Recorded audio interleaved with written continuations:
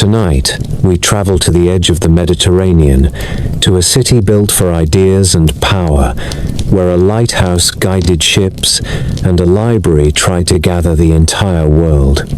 This is the story of the Library of Alexandria. We will meet the kings who founded it, the scholars who filled it, and the ambitions that made it more than a building. It was the heart of the motion, a community devoted to study, where thinkers mapped the skies, measured the earth, and organized knowledge itself. We will follow Euclid writing about geometry, Eratosthenes weighing sunlight to find the size of the planet, Callimachus building the first great catalogue, and translators shaping the Greek version of the Hebrew scriptures. We will see how scrolls arrived by ship, how languages crossed paths in its halls, and how politics, rivalry, and faith pressed against its walls. And we will ask the questions that still linger. How did it begin? What exactly did it hold? What forces dimmed its light and scattered its books? As always, I would love to know where in the world you are listening from, and what time it is for you. Whether you are settling into bed, or simply ready to wander through the past, take a breath and let the noise fall away. Let us begin. The story begins on the low spit of land between the Mediterranean and Lake Mareotis, where a Macedonian king drew a rough outline in meal, and a flock of birds made off with his plan. In the spring of 331 before the Common Era, Alexander selected the site of a new city on the Egyptian coast and traced its streets with barley flour. The omen was interpreted as prosperity. The sea would feed on the city, and the city would feed the sea. The choice of location was both romantic and ruthlessly practical. To the west lay good anchorages and deep water. To the south stretched a lake that could be joined to the Nile by canals, giving a direct line to the grain fields of the delta and to the river roads of inner Africa. To the east and north stood islands and reefs that could be shaped into breakwaters. A city here could look toward both the Aegean and the Red Sea. It could speak Greek and Egyptian at the same time. Alexander asked Dinocrates of Rhodes, a gifted planner whose name survives only through fragments, to lay out an orthogonal grid, broad avenues, and a royal quarter.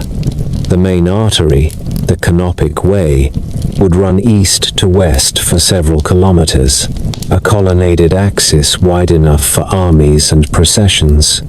The ground plan blended the order of classical Greece with the realities of a flat, windswept shore. The harbor would be divided into two basins, a commercial port and a naval station, and a causeway called the Heptastadion would bind the city to the island of Pharos. That causeway, 7 stadia in length by ancient measure, redirected currents and created inner waters so calm that merchants could unload cargo year-round. On Pharos itself, within a few generations, a lighthouse would rise of such height and clarity that sailors took its name for the very idea of a beacon. The master builder was Sostratus of Cnidus. The core was limestone and granite. The top carried a fire whose glow was lifted by polished metal mirrors. Ancient lists called it one of the greatest works of humankind. Alexander did not live to see his city grow. He died in Babylon in 323, before the Common Era, and his generals divided his empire. The body became a prize. Ptolemy, one of the king's most capable companions, seized it on the road and brought it to Egypt. He laid it in a tomb called the Soma. The mausoleum stood in the royal quarter, and for centuries visitors came to view the embalmed conqueror. This act of possession was political stagecraft. With the king's body in Alexandria, Ptolemy claimed the right to stand in the long shadow of his commander. Ptolemy took the royal name and added Soter, the savior. He made Alexandria his capital and set about building more than walls and palaces. He built a state. He secured the delta with garrisons and naval patrols, fortified the frontier to the east at Pelusium, and made peace with those who wished to trade. He kept a careful balance with the priests of Egypt. In temples along the Nile, he is shown in the style of a pharaoh, offering mart and incense to ancient gods. In the streets and courts of Alexandria, he appeared as a Macedonian king. The iconography was not accidental. He ruled Greeks, Egyptians, Jews, Phoenicians, Cypriots, and a constant flow of traders from the Levant and the wider Mediterranean. A city of many tongues needed a common civic story and a dependable coin. He minted stable silver and gold, paid his soldiers, rewarded settlers, and kept the grain moving. The Ptolemaic economy rested on the Nile. Each year, the flood turned silt to bread, and the delta to a ledger of abundance. Alexandria sat at the mouth of this ledger and became the counting house of the Mediterranean. Granaries rose near the lake. Warehouses lined the harbors. Toll houses recorded the flow of pepper and ivory from the Red Sea, papyrus and glass from Egyptian workshops, timber from the Levant, and wine and oil from the Aegean. Customs revenues enriched the crown. Ships brought people as well. Craftsmen, doctors, scribes, philosophers, and money changers settled in districts that took on the character of their homelands. One quarter, Rakotis, held an older Egyptian village beneath the new grid. Another quarter grew around the Serapeum, where a new composite god would soon embody a policy of cultural fusion. The policy was careful and imaginative. Ptolemy encouraged a cult that blended the bull god Apis and the lord of the underworld Osiris into a figure with Greek philosophical appeal. The name was Serapis. Statues show him bearded and monumental, seated with a basket of grain on his head, a sign of plenty. The cult spoke to farmers and to citizens. It offered a temple hill, the Serapeum, where processions and teachings knitted old Egypt and new Alexandria together. This was not only religion, it was administration by myth. It provided a shared civic calendar, common festivals, and a place where elites could meet under a roof that felt both native and Hellenic. To rule a cosmopolis, the Ptolemies also needed knowledge. They needed accurate surveys of the delta to tax and irrigate, star charts to guide fleets, and doctors to care for armies and citizens. They needed mathematicians to measure and engineers to build. Out of this need grew an ambition that exceeded mere utility. The court began to imagine a house for all learning. An Athenian statesman in exile, Demetrius of Phalerum, found reception in Alexandria and advised Ptolemy on cultural policy. He championed poets, grammarians, and philosophers.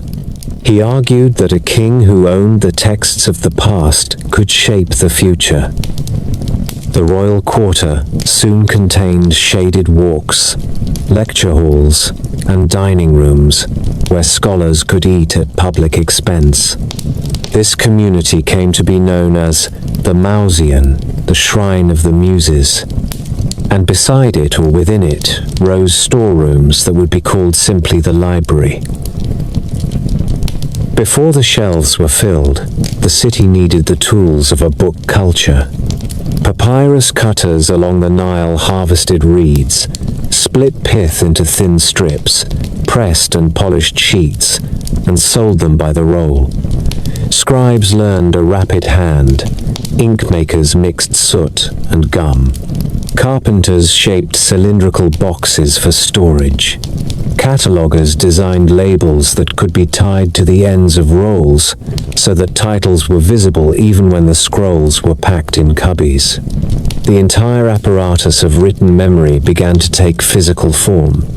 In the harbor, inspectors checked cargoes for books, copied what could be copied, and recorded new arrivals. This was a state enterprise that treated texts like treasures and also like instruments. A grammar of Homer could improve the schooling of bureaucrats. A manual of medicine could keep the garrison alive through a summer fever. A treatise on geometry could train surveyors who would place canals with more precision and save grain. The view from the water told the story to every new arrival. The lighthouse on Pharos signaled approach long before the shore was visible. The twin basins of the harbor spread out behind breakwaters. The heptastadion lay like a spear across the sea, with waves brushing its northern face and fishing boats tucked safe to the south. The Canopic Way gleamed in the heat, a straight line that drew the eye into the royal quarter. There, the Soma held the dead king. Nearby, the palaces of Ptolemy shimmered behind gardens and pools. Statuary-lined courtyards. A visitor could turn inland and see the Serapeum on its hill, with stairs climbing to a precinct shaded by colonnades. The city looked young and confident, but its confidence came from deliberate design. It was a machine built to collect and amplify power, goods, and knowledge. By the time Ptolemy passed the throne to his son, Philadelphus, Alexandria had become more than a naval station and more than a market. It had become an argument about what a city could be. It gathered peoples and languages. It joined the Nile to the sea. It built a lighthouse to make the unknown less dangerous. It fostered a temple that spoke two religious grammars at once. And in quiet rooms near the royal quarter, it began to gather the words of the world. The ambition of the dynasty was not simply to rule a territory. It was to claim the memory of civilization itself and to place it within reach of a single city. In the cool courtyards of the royal quarter, where fig trees threw a dappled shade and the air held the salt of the two harbors, the Ptolemies set out to build a sanctuary not of stone alone, but of memory.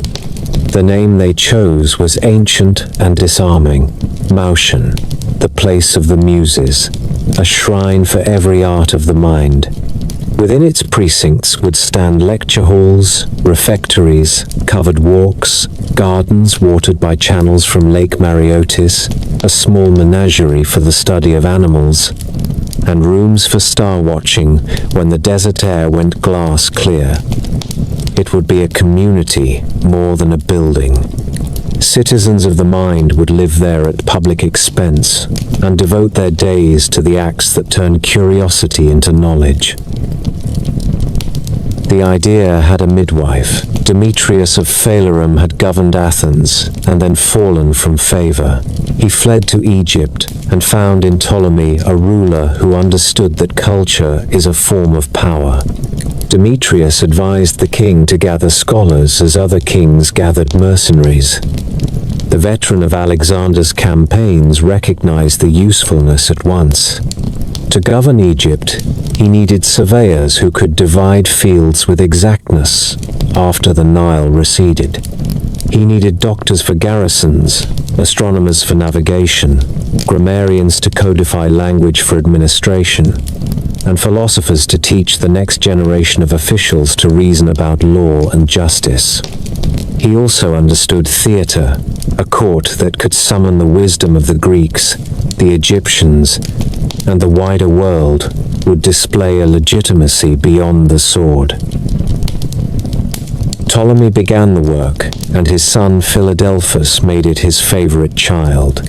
Stipends were assigned that covered housing, food, and the tools of study. Scholars were freed from taxes and civic burdens. The crown paid for scribes and copyists. There were stewards for the kitchens, gardeners who kept vines and shade trees, and attendants who set water clocks to mark debates and lectures. The rules of the Museion read like the charter of a small city. Residents dined together. They taught, debated, compiled, and wrote. The head of the community held a priestly title, a reminder that learning was being placed under the protection of the gods. Alongside this living academy grew the instrument that would make Alexandria a legend. The library began as storerooms in the royal quarter, and as a practice, almost a habit, of seeking out every written work that could be obtained. Procurators of books were sent to the islands and to mainland markets with sealed letters and heavy purses. They bought the collections of private men who preferred money to posterity. They sought the oldest copies they could find, trusting age over fashion. Ships arriving in the harbors were inspected. Scrolls found on board were taken to official scribes who copied them in a practiced hand. The originals remained in Alexandria, and the ship owner received clean copies on papyrus, so smooth it gleamed. It was acquisition by law and by appetite. For the mechanism to work, a whole economy of writing had to be nourished. Papyrus cutters along the marshes of the Nile Delta harvested and sliced the pith of reeds into ribbons, laid them crosswise in 2 layers, pressed them under weights, and polished the sheets with ivory. The finest grade was reserved for royal work and bore a sheen that took crisp ink without feathering. Ink makers mixed soot with gum arabic and water, and sometimes added wine or vinegar to alter flow and color. Quills could not be cut from the birds of Egypt without waste, so scribes favored reed pens that could be sharpened again and again. Rulers and compasses for diagrams sat beside lamps that burned oil made from local olives. The rooms where copyists labored were kept as free of dust as Alexandria would allow. The new abundance of texts created a problem that is still the sign of a healthy library. Finding anything became hard. The answer at Alexandria was an invention in its own right. Callimachus of Cyrene began a project known as the Pinakes, meaning tables or tablets. It was a vast catalogue that organized the holdings by author, by literary form, and by subject. It recorded first lines, short biographies of authors, and comments on authenticity. It created a map of knowledge that a reader could hold in the mind. The Pinakes were themselves a kind of literature, a narrative of what human beings had written and what that writing meant. With them, a scholar seeking the lost plays of Aeschylus or the fragments of Heraclitus could be guided at speed through the maze. The librarians who presided over this enterprise became figures of state. Zenodotus of Ephesus is often named as the first to hold the office. He produced corrected texts of Homer from the many divergent copies in circulation, collating verses with a patience that would have defeated most men. He marked suspect lines and variants, and gave future readers the first critical edition of the poems that shaped Greek education. Eratosthenes of Cyrene would later take the post and bring a mathematician's sense of order to geography and chronology. Aristophanes of Byzantium and Aristarchus of Samothrace refined textual criticism until the word Alexandrian came to mean a scholar who could tell an interpolation from an authentic verse at a glance. Under Philadelphus, the library took on great translation projects that fit both curiosity and politics. The most famous is the Greek translation of the Hebrew scriptures that came to be called the Septuagint. The story of 70 or more learned men translating in harmony is part legend and part instruction, but the result was decisive. Jewish communities in Alexandria and throughout the Greek-speaking world gained a portable text that could be read in synagogues and studied in schools. The project affirmed a truth the Ptolemies wanted the city to embody. Alexandria could be a meeting place where traditions were preserved by being made intelligible to others. The crown acquired manuscripts with a zeal that bordered on predation. A celebrated episode tells how Ptolemy obtained the official Athenian copies of the tragedians by depositing a vast sum as security. He kept the originals and wrote off the deposit as the price of having the most authoritative texts in the world. Agents pursued the private heirs of Aristotle's library, which had passed to Nellius of Skepsis, and then disappeared into storage to avoid confiscation. Booksellers learned to look south to Egypt when a noble family died and a study was to be sold. Rival cities noticed. Pergamum built a library of its own that could stand beside Alexandria, and stories later claimed that parchment rose to prominence there when papyrus supplies grew uncertain. Legends flourish where competition is real. Alexandria also created a second site for books beyond the royal quarter. In the district that climbed toward the southwest stood the Serapeum, the temple of the god who fused Egyptian and Greek sensibilities. It held classrooms and statues, and a library that came to be known as a daughter to the greater store. There, students encountered philosophy among columns and courtyards that smelled of incense. The presence of a library within a temple made a quiet statement. Sacred knowledge and secular knowledge were not seen as enemies.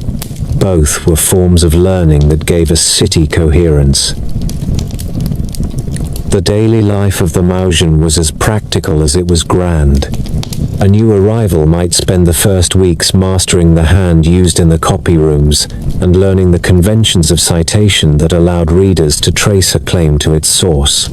Mornings brought lectures in grammar and logic. Afternoons belonged to research, or to the slow labor of copying and collation. Meals were taken at common tables, which mattered more than it seems. Conversation at dinner could turn a hunch into a project, or a rumor into a line of inquiry. Visitors from Rhodes or Syracuse or Cyrene carried news of methods and discoveries. When a patron entered the refectory, the scholars rose. The Ptolemies did not let the community forget who paid for the candles that lit their pages after sunset. To see the library at work is to understand that the Ptolemies were governing the future. In a climate where papyrus decays and insects do as they have always done, the only way to preserve words is to multiply them. The copyists of Alexandria multiplied texts on a scale that none had attempted before. As a result, when later fires and wars came, there were other copies in other cities. The ambition to hold everything in one place was impossible even then. The practice of sending sponsored copies to allies and to friendly schools created a network of texts that spread across the Mediterranean world.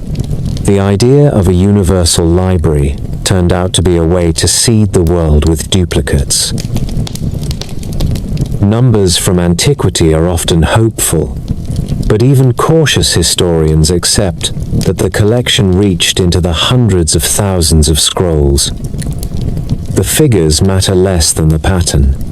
With each set of purchases, with each inspection of cargoes, with each private collection acquired, the shelves became a survey of human thought from Egypt and Greece and beyond.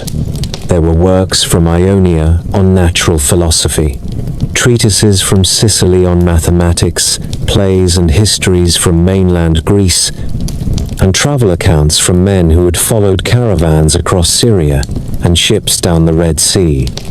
Alexandria did not only copy, it compared. corrected, commented, and catalogued. It made texts more accurate and more findable. It made knowledge usable. In that act lay the deepest reason why the Museion and its library mattered. The Ptolemies had taken a sandbank and a fishing village and turned it into a city that could train navigators, doctors, engineers, poets, and administrators for an empire built on a river and a sea. They had created a stage on which every subject could be argued and improved. The Muses were not sentimental patrons. They were the names of disciplines. To bring them into one house was to claim that a state could be strong because it was learned. At its height, the Museion was not a quiet library, but a living machine for ideas. The porters who hauled baskets of papyrus up from the docks worked in the same organism as the mathematician tracing a proof in a colonnade, and the physician sharpening a bronze scalpel for a difficult lesson in anatomy. The institution worked because the Ptolemaic state treated knowledge as a craft that required tools, time, and community, and because a remarkable procession of minds chose to live under its roof. Mathematics set the tempo. Euclid taught in Alexandria in the reign of Ptolemy I, and perhaps into the reign of his son. His Elements was already a classic in his lifetime, a carefully graded ladder from definitions and axioms to theorems that could withstand any honest test. The work did not invent geometry, it domesticated it. Students trained on Euclid learned to think in steps, to state what was given, to show what must follow, and to accept that rigor is a form of economy. In the same generation came Apollonius of Perga, who wrote his conics in Alexandria and left the world a vocabulary that engineers still speak without noticing. Ellipse, parabola, hyperbola. These were not decorations, they were the natural shapes of orbits and trajectories and mirrors. In a city that guided fleets by the light of the pharaohs, the science of reflection and focus was a practical art. Eratosthenes of Cyrene represents the Alexandrian ideal at full power. Librarian, geographer, chronologer, and poet, he calculated the size of the earth with a method that is still taught for its clean audacity. He knew that at Syene, near today's Aswan, the midday sun at the summer solstice shone to the bottom of a deep well and cast no shadow on a vertical stick. At the same moment in Alexandria, a gnomon did throw a shadow. He measured the angle, a little more than 7 degrees, which is close to 1/50th of a circle. He multiplied the measured distance between the two cities by 50 and arrived at a circumference in the neighborhood of 250,000 stadia. The length of the stadium varied by place, but even conservative conversions put his answer within a few percent of modern measurement. He also drew a world map with parallels and meridians as guiding lines, and produced a sieve method for identifying prime numbers that still bears his name. Astronomy reached through Alexandria, though not all of it was born there. Aristarchus of Samos argued that the Earth moves around the Sun and that the stars are very far away. The proposal did not carry the day in his century, but the fact that such a view could be developed and debated shows the intellectual weather of the city. Conon of Samos worked in Alexandria and exchanged problems with Archimedes of Syracuse. Their friendship produced the Archimedean spiral and a calendar of eclipses important for astronomy and for the sacred year. Hipparchus later worked mostly on roads, but he mined observations that Alexandrian observers had preserved and compared them with Babylonian records. Out of that comparison came the great discovery of the precession of the equinoxes, a slow wobble of the Earth that only patient, multi-generational datasets can reveal. Natural philosophy in Alexandria was embodied in machines as well as manuscripts. Ctesibius, the son of a barber, made devices that turned air and water into obedient servants. He improved the water clock with a regulating float and designed piston pumps that could raise water against head pressure. He wrote a treatise on pneumatics that inspired generations of tinkerers. A century later, Hero of Alexandria gathered the mechanical arts into handbooks that described temple doors that opened by themselves when a fire was lit on an altar, theatrical automata driven by falling weights, and a steam-powered sphere that spun on its pivots. These were amusements and proofs of concept, but they also trained craftsmen to think in terms of valves, seals, siphons, and feedback. Medicine was bolder in Alexandria than in any Greek city that came before it. Herophilus of Chalcedon and Erasistratus of Chios dissected human cadavers. Some ancient sources claim they performed vivisection on condemned criminals, a claim modern scholars discuss with caution. But no one doubts that they opened bodies and described what they saw. Herophilus distinguished sensory nerves from motor nerves and traced many of them to the spinal cord. He named the duodenum, described the ventricles of the brain, and wrote on the pulse with a precision that allowed diagnosis by rhythm and strength. Erasistratus described the valves of the heart and argued that it worked as a pump rather than as a hearth of innate heat. He spoke of the brain as the seat of mind. The medical school that formed around their work combined anatomical observation with a sharp interest in dietetics and environment. In the delta where fevers rose with the flood, that was life-saving knowledge. Language itself became an Alexandrian craft. Zenodotus, Aristophanes of Byzantium, and Aristarchus of Samothrace confronted a library full of variant texts and taught the world how to edit. They developed a suite of critical signs. The obelus marked a suspect verse. The asterisk signaled a duplicate. The dipli drew attention to an important reading. They compared dozens of Homeric copies, removed lines believed to be later additions, and set the two poems in a form that would be copied for 2 millennia. They wrote learned introductions that gave the lives of poets, listed their works, and explained dialect and myth. Dionysius Thrax, a student in this tradition, wrote the first surviving manual of Greek grammar. It divided language into parts of speech and gave schoolmasters a tool that could be used from Spain to the Indus Valley, wherever Greek was studied. History and ethnography were not neglected. Manetho, an Egyptian priest writing in Greek, organized the long river of Egyptian kings into dynasties and synchronized reigns with lunar and solar cycles. His lists, though not perfect, gave later historians a skeleton key to the temples. Timosthenes, an admiral and geographer, wrote on winds and sailing directions and produced a coastal guide that pilots could trust. The Museion welcomed scholars who collected proverbs, catalogued the victors of the games, and compiled chronologies of theaters and festivals. The habit of list-making was not trivial. In a world without printing, a list was a navigational chart through an ocean of handwritten rolls. Literature flourished in the shadow of scholarship. Callimachus wrote epigrams that glittered with learning and argued that a long poem is not necessarily a great one.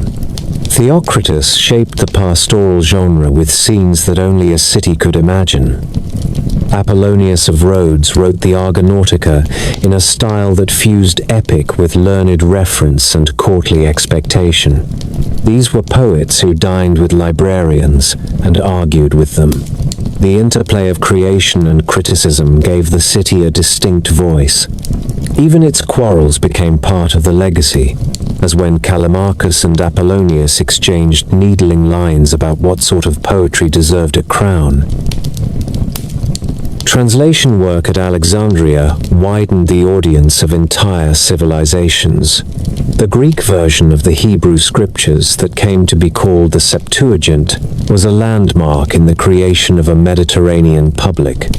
It allowed congregations throughout the Greek-speaking world to read sacred history in the language of commerce and philosophy. It gave Greek readers access to Hebrew poetry and law, and it supplied future Christian writers with a vocabulary that would shape theology and art. Other translation projects moved in different directions. Egyptian medical and ritual texts entered Greek compilations. Treatises on arithmetic and astronomy that had roots in Mesopotamia were edited, commented upon, and sent back into circulation with names of Alexandrian scholars on their covers. The administration that underwrote this work thought about more than prestige. The crown needed accurate calendars to time tax collection and cult, accurate star tables to steer convoys, and trained clerks who could keep accounts in an empire of grain. The Museion returned that investment with a steady flow of applied knowledge. Surveyors trained in Euclidean method placed new canals and measured out fields after the flood. Shipwrights learned to loft hulls with curves that Ctesibius and Archimedes would have recognized. Physicians who had read Herophilus reduced the mortality of soldiers and dockworkers. The lighthouse was not the only instrument that kept the city alive. Famous visitors amplified the reputation of the place. Archimedes spent time in Alexandria and maintained a long correspondence with friends there. His treatise on floating bodies, his measurement of a circle, and his playful problems on cattle and combinatorics moved up and down the Nile and across the Aegean as packets of papyrus. Strabo came later and found the Museion still a place for study, even as royal support began to thin. Travelers carried away the idea that a state could centralize curiosity and that such centralization could pay. The librarians and their colleagues also invented professional habits that endure. They cited sources, they dated events by multiple chronologies, and told readers how they reconciled them. They kept working bibliographies and revised them when better copies arrived. They recorded the first lines of rolls so that a text could be identified even if a title had been lost. They taught students to distrust smooth stories and to ask how a manuscript had reached the table. In other words, they made criticism into a civic virtue. It is easy to sentimentalize a great library. The Alexandrians themselves were not sentimental. They were practical and proud. They liked order, and they liked to argue. They believed that words could be improved, and that numbers could tell the truth about a world that many preferred to explain by myth alone. Their city gave them a stage on which to demonstrate that belief. What they built in those generations was more than a collection. It was a method, a set of expectations about evidence and proof that would continue to work even when buildings fell and scrolls turned back to dust. Morning in Alexandria began with the rattle of carts on the Canopic Way and the slow swing of the harbor cranes over basins that mirrored the pale Sunday. In the royal quarter, the marble stayed cool a little longer, shaded by porticos and fig trees and the tall plains that loved the damp air from Lake Mareotis. Within that ordered calm, the Museion woke like a monastery of inquiry. Servants trimmed the wicks of oil lamps in the copy rooms and refilled inkwells with a careful hand. A steward checked the water clock that governed lectures and colloquia. The bell of bronze he struck gave a round note that carried through cloisters and gardens. Scholars in linen mantles came out of their lodgings and gathered for bread and olives and the first talk of the day. The conversations were practical. What roles were expected from the customs house, whose reading of a corrupt line in Aeschylus now seemed persuasive, which seedling in the botanic garden appeared to have taken to the brackish soil. News moved with the bread. The Museion was a living compound rather than a single hall of books. Walkways connected dining rooms to lecture courts, copyist chambers to an observatory with a flat roof where lines were inscribed for measuring the passage of stars. There were gardens kept not for ornament alone but for study. Physicians grew simples for their demonstrations. Natural philosophers set out basins where they could observe the breeding of eels when the Nile flood came. An enclosure held gazelles and ibises, and a few imported monkeys. A small menagerie that allowed comparison of bone and muscle between species. A path led uphill toward the Serapeum, where the daughter library kept a second hive of study, and the precinct offered lofty views over roofs and harbor. The work began with the arrival of texts. Royal policy made the librarians partners of the harbor officials. When a ship reached the quay, its cargo was inspected not only for copper ingots and amphorae of wine, but also for rolls that might be new to the city. The law was blunt and the practice elaborate. Any book on board was recorded by a clerk, taken to the copy rooms, and returned as a fair duplicate on clean papyrus. The original remained in Alexandria. Owners grumbled and then accepted the exchange when they saw the quality of the copy. The city paid for the labor from a royal fund that also covered stipends, repairs, and the upkeep of the catalogue. In this way, the Museion turned the traffic of a world port into an engine for scholarship. Inside the copy rooms, the air smelled faintly of resin and lamp oil. Tables were set at a height that spared the back. The papyrus sheets were cut and joined edge to edge with paste to make long bands that would be rolled around wooden cores. Each sheet had a horizontal grain and a vertical grain where the pith strips crossed, and scribes preferred to write along the smoother direction. A trained reader spoke the text in a measured voice while 2 or 3 hands wrote together, each on his own roll. The lector paused at points where a word might be ambiguous and consulted another exemplar if one existed in the collection. Short marks above lines noted accents and breathings, the Alexandrian habit of helping the eye where the ear might mislead. At the end of a roll, the scribe wrote a subscription that gave the title, the author, and often the number of lines, a count that helped catch omissions in later copies. The roll was then dusted with a little chalk to keep the ink from smearing, tied with a linen cord, and fitted with a label that hung from the outer edge where a reader could see it in the pigeonhole of a shelf. Order was the second labor of every day. The pinakes of Callimachus guided the shelving and the borrowing. Assistants trained to read the catalogue learned its structure as they might learn a city map.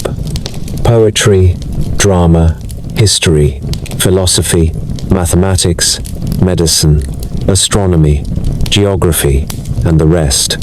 Within each class, the catalogue listed authors, works, first lines for identification, and short lives that explained provenance and fame.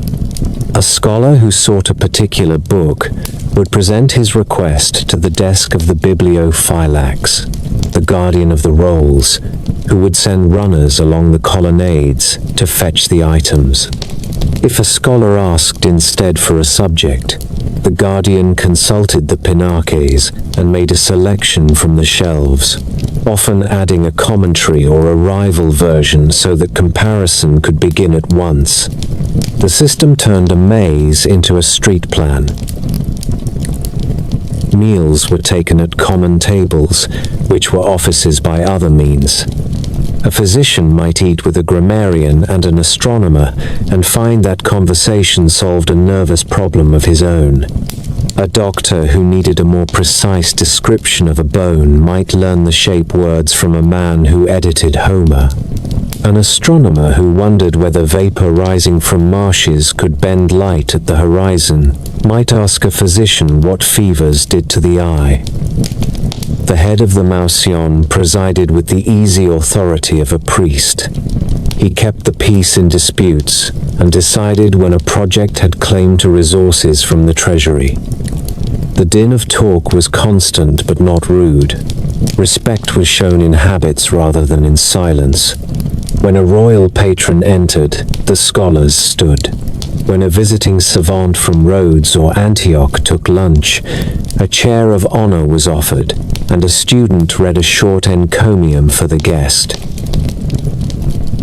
Instruction filled the late morning. In the grammar court, a master took up a roll of Homer and showed how a poem could be read as if it were a living animal that must be dissected with care.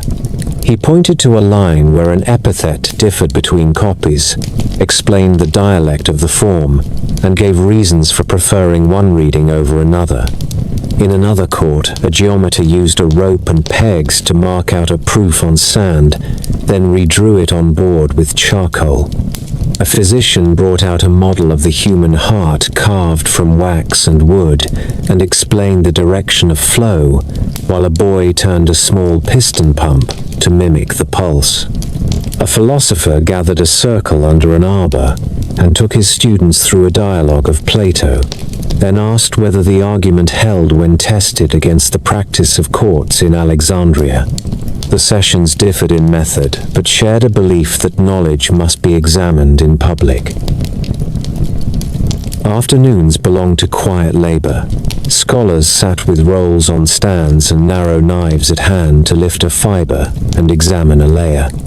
The scriptio continua of the writing required a trained eye and a memory for a language that rarely marked the boundaries of words. The editor made faint dots or small hooks where divisions made sense and left the rest to be argued in the margin. Where two exemplars disagreed, he recorded both readings and wrote a brief note to say which seemed more ancient and why. Aristarchus kept a set of signs for this work. A small obelos noted a line that smelled of a later hand. A dipple in the margin called a reader to attention. These marks were not ornaments. They were the beginnings of an ethics of citation that would endure in many alphabets. The Museion had its rituals and also its quarrels. The poets argued about the value of short forms versus long forms. The mathematicians argued about method, about diagrams drawn to scale, about whether a proof must be purely deductive or could admit argument from measure. Physicians took sides between those who put their faith in anatomy and those who trusted humoral balance described by the ancients. The disputes were not personal when the rules of the community held. They could become violent in the city at large when politics intruded. Within the walls of the Museion, the rules protected debate. The head of the community could suspend a stipend for a time if a scholar broke decorum. The king could, on rare occasions, banish a man whose words turned seditious. Most often, the gravity of shared work kept tempers in their courses. The Serapeum gave the life of study another form. Its steps rose high above the streets, and the precinct within had its own order. Priests tended the cult of Serapis with incense and music. In adjoining halls, students read Aristotle and Zeno and learn to argue before they learn to govern. The daughter library kept rolls in cedar-lined cases that discouraged pests. In the hot months, the great doors were opened in the morning and closed at noon to save the cool. In the evening, the halls filled again with readers who used the last light for an hour before lamps were lit. The combination of temple and library created an atmosphere that was both sacred and practical. The smell of cedar and oil and papyrus made a perfume that visitors remembered for the rest of their lives. Daily life included an unglamorous attention to preservation. Insects loved glue and starch. Mold loved the breath of the sea. Librarians rotated rolls so that none sat too long in a damp corner. Cedar oil was brushed on shelves as a deterrent. Rolls were inspected for frayed edges and retipped where necessary with fresh papyrus. The average roll might contain 20 sheets and stretch to a length that required 2 hands to handle with ease. Longer works were divided into books and numbered so that a reader knew which part he held. When a roll had served many readers, a copy was ordered if the text was valuable. If better copies arrived, inferior ones were retired to storerooms along the back corridors. Nothing was discarded without record.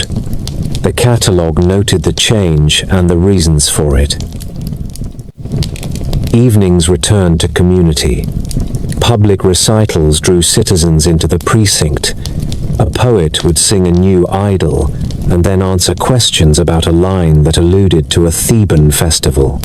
A historian would read a page from his account of a voyage to Cyrene and hold up a small map drawn in colored inks. A physician who had visited the Delta during the flood described patterns of disease he had seen and suggested a schedule for future clinics. The Museion was not a cloister cut off from Alexandria. It was the beating mind of the city speaking to the streets that fed it. The presence of the crown could be felt without the noise of politics. The priest of the Museion kept a list of residents for the palace steward who managed stipends. The steward delivered coin or grain at fixed intervals. Larger grants were made for special projects. When the head of the library undertook a new edition of Homer, the palace funded the purchase of additional exemplars. When the astronomers needed bronze for a new armillary sphere, the metal came from the royal store. When the physicians proposed an anatomical theater built to keep cadavers cooled and screened, masons appeared with plans and a foreman. The Ptolemies were not democrats. They were patrons.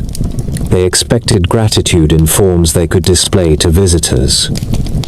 They received dedications written in the front of books and demonstrations of machines that worked on command. The city beyond the walls influenced the curriculum. Alexandria was the counting house of the Mediterranean. The need for reliable measures and honest accounts shaped the way arithmetic was taught. It was taught with counters and boards and with problems taken from the docks and the market. A student learned to compute volumes of grain in a warehouse that had irregular walls. He learned to estimate losses in transit and to evaluate a claim by a ship owner who blamed a storm for slippage in cargo. He learned to check the minting of coin by weighing samples and measuring the consistency of alloy. The Museion turned mathematics into a civic instrument.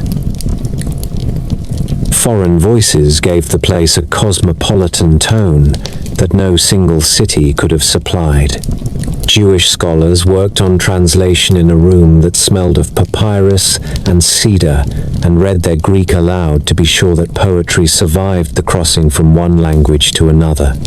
Egyptian priests passed through with scrolls that held rituals and calendars and hymns, texts that were copied for the collection with the care given to Greek drama. Merchants from Syria and sailors from Cyprus brought stories of distant harbors, lists of winds and currents, and the occasional travel account written by a literate captain who had the habit of keeping a journal. All of this material flowed into the hands of editors and catalogers. The library became not only a storehouse of Greek letters, but a prism that refracted many traditions into a comprehensible whole. Within this rhythm of work and talk, there were moments of theater. A new acquisition might cause a crowd in the refectory. The royal procurator had purchased the private rolls of a celebrated philosopher, and they arrived tied in bundles with wax seals. The head librarian broke a seal and read the first lines. There was a hush, and then a buzz of comment as names and titles were recognized. The copyists were told to clear tables. The catalogers brought out their tablets. The day's plan was altered by the arrival of a treasure, and the community shifted to receive it as a school of fish turns when a shadow moves across the sea. There were also quiet scenes that reveal the character of the place. A young scholar returned a roll of Thucydides and apologized for a smear he had made when his lamp guttered. The guardian waved the apology away and showed him how to place a small glass bowl behind the wick to catch soot and reduce smoke. A physician revising a treatise thanked a grammarian for finding a better word for a swelling that rises behind the knee. The grammarian asked the physician to explain the difference between a tendon and a ligament and took notes for a lexicon he intended to write. Small courtesies passed back and forth and accumulated into an atmosphere of mutual help. The calendar of the Museion followed both gods and seasons. Festivals brought pauses in work and gave the community occasions to present itself to the city. On the day devoted to the Muses, there were processions with garlands, recitations of hymns, and a public display of devices from the mechanical rooms. Children were allowed to tug on cords that opened temple doors with hidden counterweights. Sailors laughed at a small figure that turned, lifted a cup, and poured wine when heat from a lamp moved air through a chamber. In the hot months, work began early and ended early. In the cool months, the evenings were long, and the reading rooms glowed with light until late. The Museion educated more than scholars. Boys who had become clerks in the treasury learned to read accounts with rigor and to write a hand that would be legible 50 years later. Surveyors learned to measure and to make plans that other men could follow.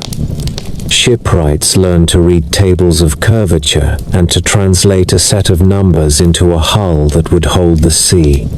Physicians trained apprentices by naming bones on models and by teaching them to listen to a pulse and to count beats against the drip of a water clock. The city drew competence from the precincts as readily as it drew learning. Women appear rarely in the daily record of the Museion, which reflects the customs of the time rather than the capacity of minds. There were learned women in Alexandria, particularly in later centuries when philosophy circles gathered around teachers like Hypatia. In the early period, the precincts were largely inhabited by men who wrote and taught and kept the rhythms of the community. The absence should be remembered as part of the culture that built wonders while limiting who could build them. From time to time, the library received gifts that were meant to impress as well as to nourish scholarship. A king in Asia sent a celestial globe with inscriptions in a language few could read. A wealthy Alexandrian merchant sent a cabinet of ivory with drawers that fit together so precisely that a change in humidity would keep it from opening. The drawers were soon filled with small rolls that contained glossaries and lists and fragments that did not justify an entire pigeonhole. The ivory smiled in the light and served a purpose that the donor perhaps never imagined. The librarians were grateful and wrote a polite note that praised both the beauty and the utility of the object. Above all, life in the great library was a discipline of attention. The scholars of Alexandria lived in the presence of many voices. They listened, compared, weighed, and wrote. They built tools of order, from catalog lists to editorial signs, that later generations would take for granted. They made a practice of public testing that we recognize as the skeleton of research. They ate at common tables because knowledge grows with conversation. They relied on royal money and knew the price of that reliance. They placed their tables near windows because the light from the sea is a teacher of its own. They believed that a city could become strong by becoming learned, and that a library could be the heart of such a city. In the late hours, when the harbor lamps flickered across still water and the lighthouse beam licked the haze, a reader might sit with a roll of Herodotus or a notebook of his own and listen to the faint grind of a water clock. He would mark a line, consider a variant, and then look up at the dark where the wind shifted and brought the smell of salt and pitch. Somewhere beyond the breakwater, a ship rolled gently, and a sailor told a story that would reach a copyist's table by the end of the season. The city breathed through the rooms of the Museion, and the library breathed back into the city. It was a rhythm that felt as natural as tide and as deliberate as law. It made Alexandria what it claimed to be, a place where the world could be read. The flowering of the Museion did not end with a single blow. It thinned under the pressure of court politics, regional wars, economic shocks along the Nile, and a dynasty that had begun to devour its own talent. By the middle of the 2nd century before the Common Era, the Ptolemaic court was a theater where family quarrels became state policy and where scholars discovered that a stipend could vanish with a rumor. The political arc began earlier with a period of prosperity. Ptolemy III, called the benefactor, had projected confidence with public works and with the famous Canopus decree that celebrated plenty and piety. His successors inherited a city that still glittered and a countryside that continued to feed the Mediterranean. Yet royal authority was already fraying. The long reign of Ptolemy VI, called Philometor, was marked by civil war with his brother Ptolemy VIII, called Physcon by satirists for his heavy body and heavier hand. The brothers alternated power in Alexandria and in the older capital at Memphis. Sister queens named Cleopatra shifted alliances in a pattern that confused even contemporaries. The dynasty that had once set its face calmly toward the sea now stared into mirrors.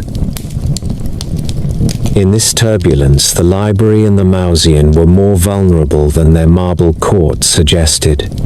Scholars relied on royal favor, and the man who controlled the priestly office that supervised the Museion could make or unmake a career. When Ptolemy VIII secured Alexandria after years of rivalry, he moved quickly against those he feared. He blamed the city elite, and especially its intellectual class, for siding with his rivals. Ancient writers describe a purge that cut through the lecture halls. The head librarian Aristarchus of Samothrace, the most exacting critic of Homer that the ancient world produced, resigned and fled. He died soon after in exile on Cyprus. Other scholars took ship for Rhodes, for Pergamum, for Antioch, and for the islands where small courts still paid for learning because prestige mattered. The Exodus changed the map of Mediterranean scholarship. Students who had come to Alexandria to learn the craft of editing and commentary found the doors shut. They followed their masters to safer harbors. Dionysius Thrax wrote the first systematic grammar that survives, a short book that shaped language teaching for 2 millennia. He taught in Rhodes rather than on the Canopic Way. Pergamum strengthened its own circle of poets and librarians and set its own standards for cataloging and conservation. The library there already had a claim to excellence, and the departure from Alexandria made that claim stronger. Even the story that Pergamum favored parchment when papyrus grew scarce reads like a parable of this moment, a reminder that technologies and methods move with people when courts behave like weather. Alexandria paid a price beyond reputation.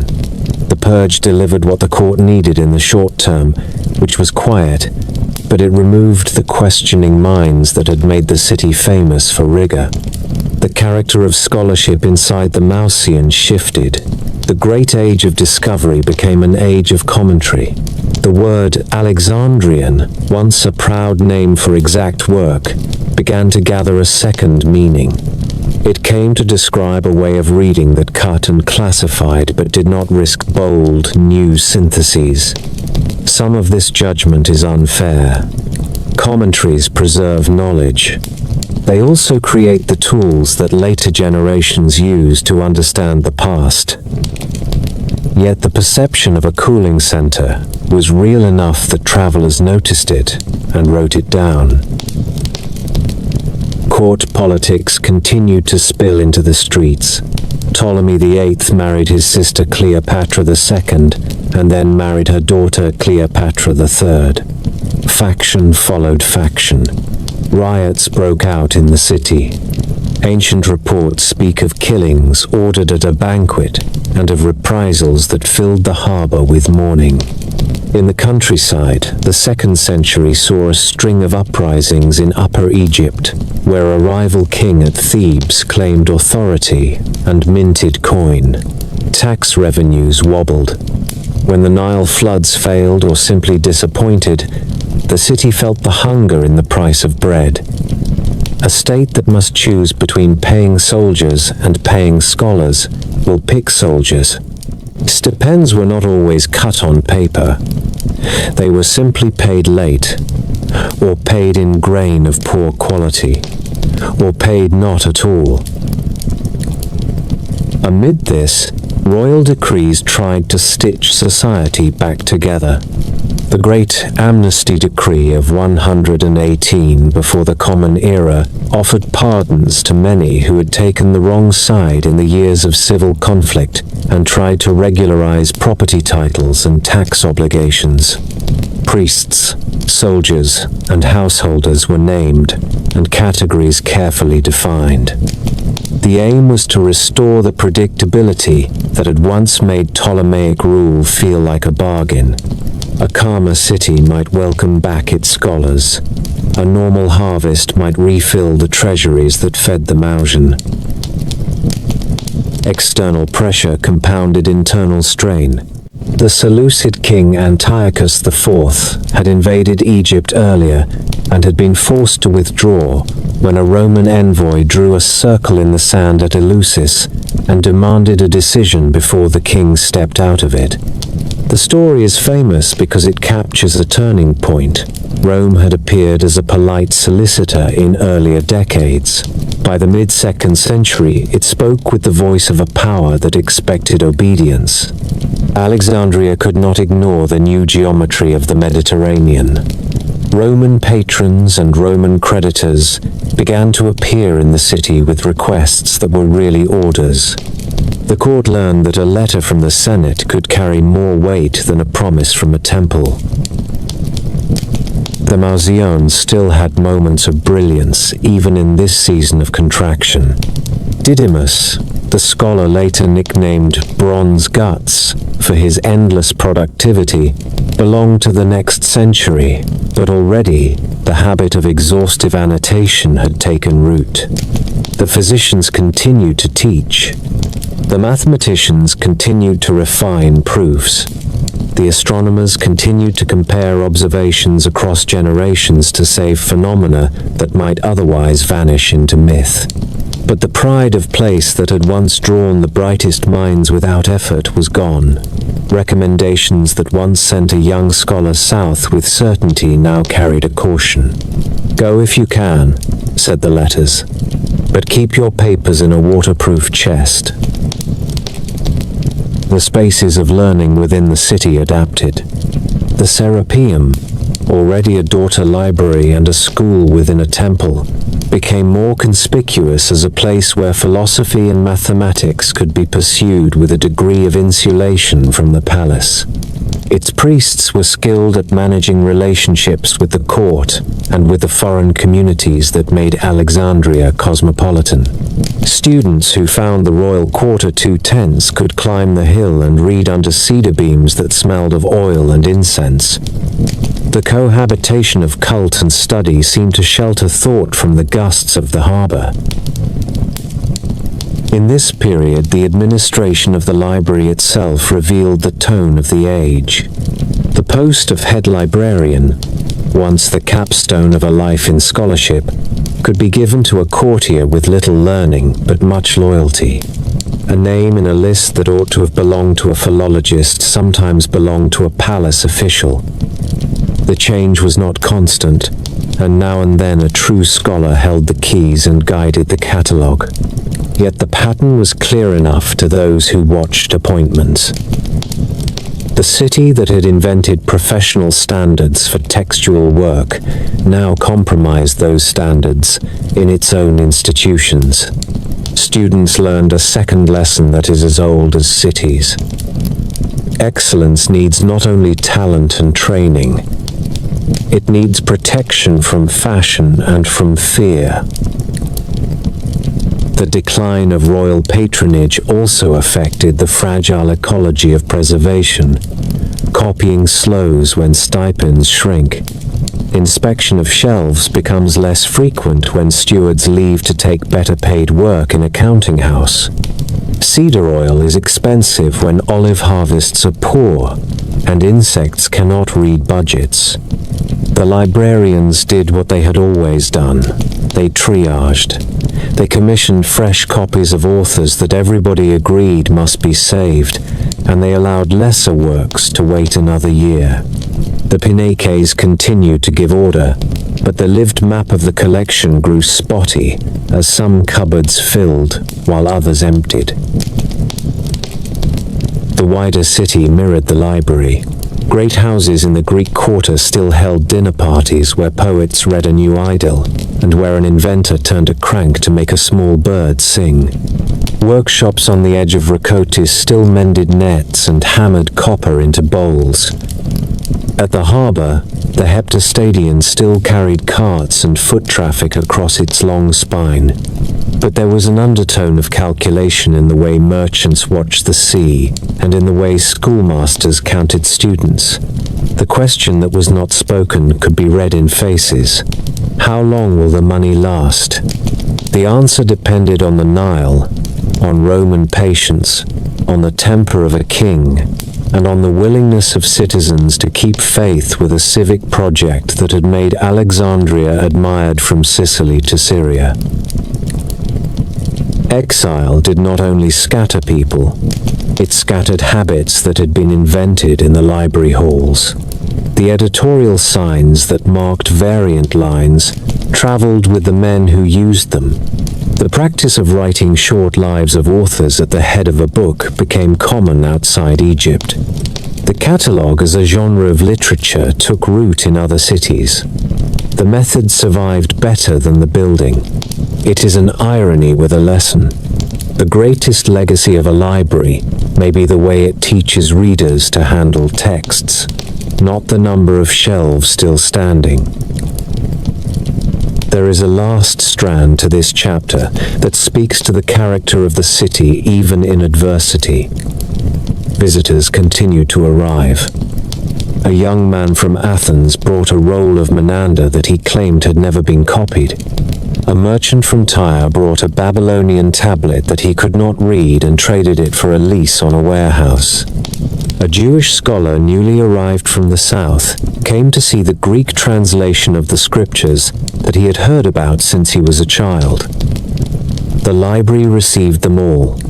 It recorded provenance where it could and set the items where they belonged. Even with thin resources, the institution kept faith with the idea that had made it famous. The world comes to a great city, and a great city keeps the world. In the years after the purge, the Museion was still a school and a refuge and a symbol. It was no longer the unquestioned center of the Republic of Letters. That republic now had more capitals and more post roads. The men who had argued in the courtyards of the royal quarter now wrote from islands and hill towns and along the river Halys. They carried Alexandria with them in their hands and in their heads. They taught students to weigh a line, to compare copies, to count, to observe, to doubt, and to love clarity. In this sense, the exile that began in fear ended in influence. The disaster that posterity remembers as the first great wound to the library did not begin in a reading room. It began in the harbor. In the autumn of 48, before the Common Era, Julius Caesar entered Alexandria with a handful of legions, drawn into the quarrel between Cleopatra and her brother Ptolemy XIII. Egypt was a client kingdom, and the debts of the Ptolemies to Rome were real. Caesar intended to arbitrate and to be paid.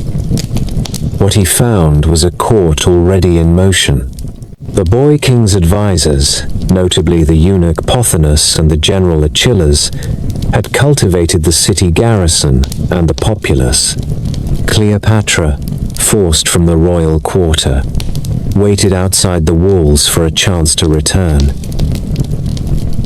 The famous meeting of Caesar and Cleopatra belongs to theater as much as to history.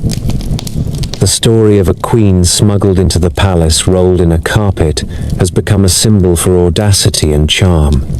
What matters for the fate of the library is not the rug, but the siege that followed. Achilles marched on the royal quarter with a force that outnumbered Caesar's men many times over. The Roman took the only ground that could not be turned against him. He secured the palace district and the harbor basins, and he placed a garrison on Pharos at the lighthouse to control the entrance to the eastern port. The geometry of Alexandria, so carefully planned by Dinocrates under Alexander, became a battlefield map.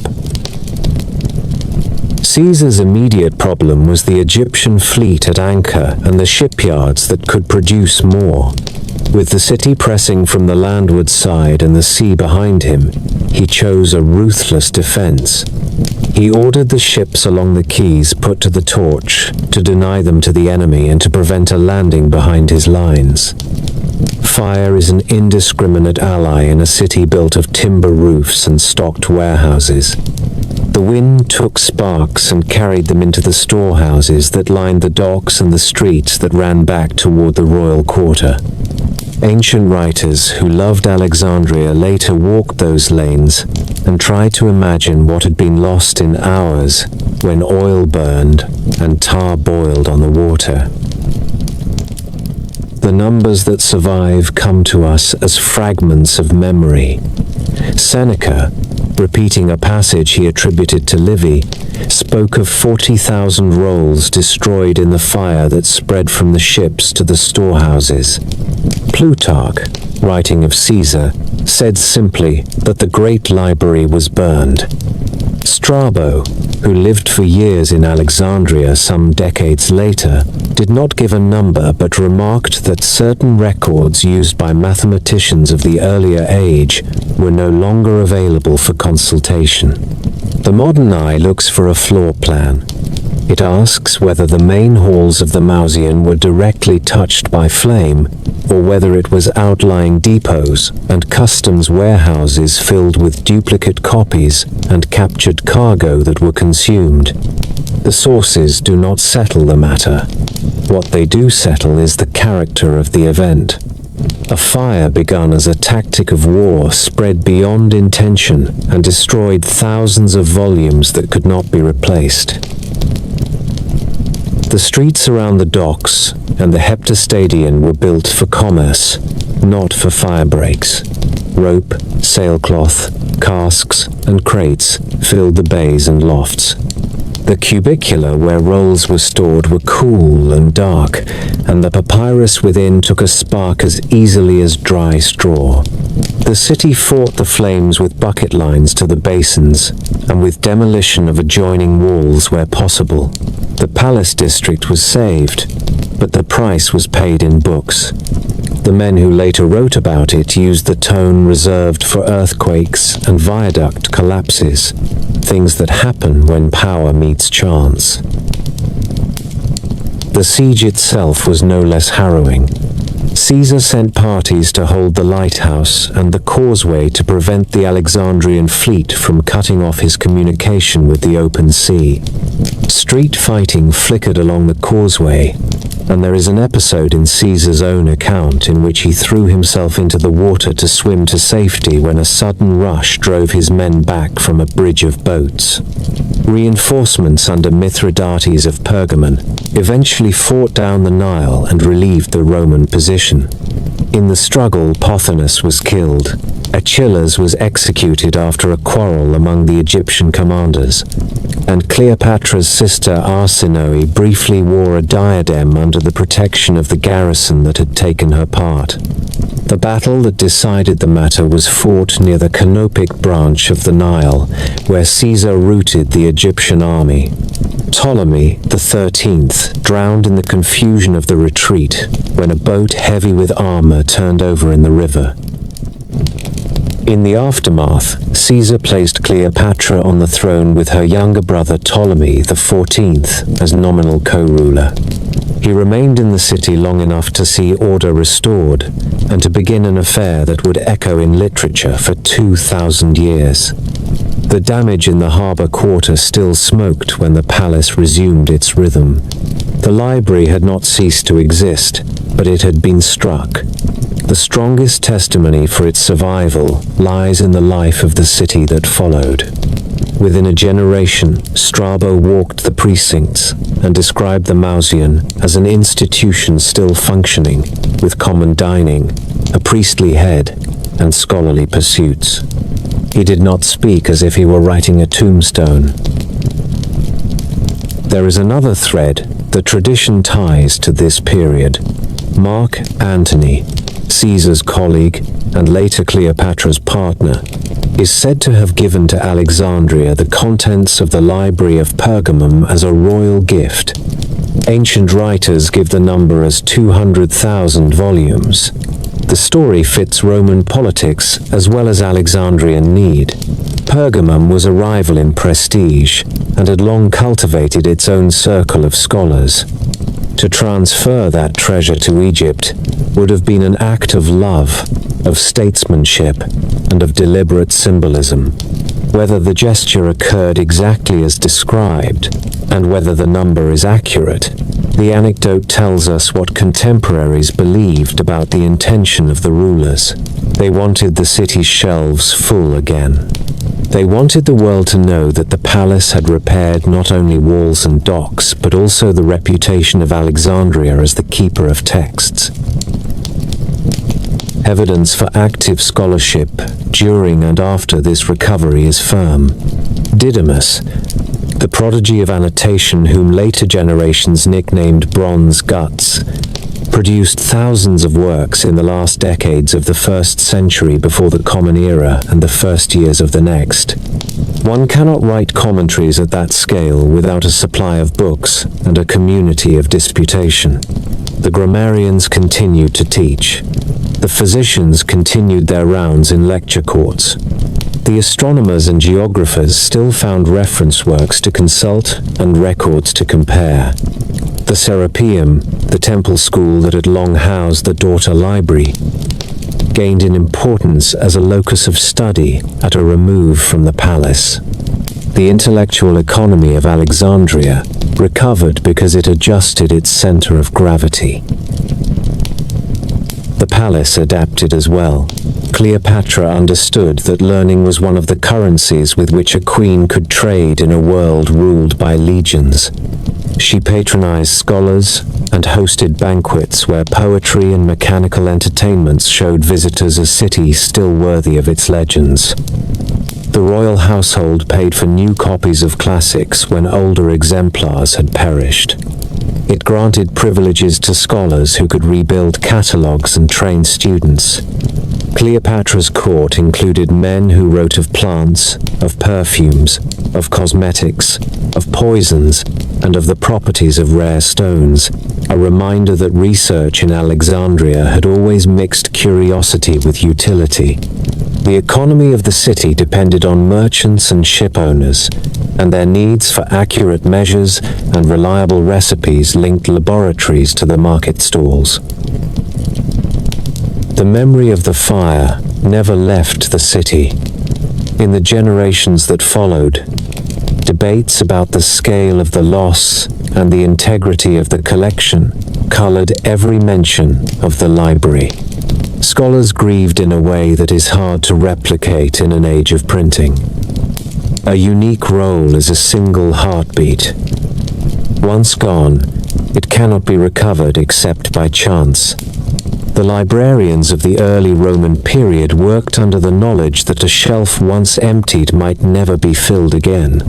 That awareness sharpened their priorities. They invested effort in authors that defined courses of study. They trained a next generation in the habits of collation and citation that would travel beyond Egypt. They also continued to lend the city's prestige to translation projects and to the steady improvement of texts that were already widely read.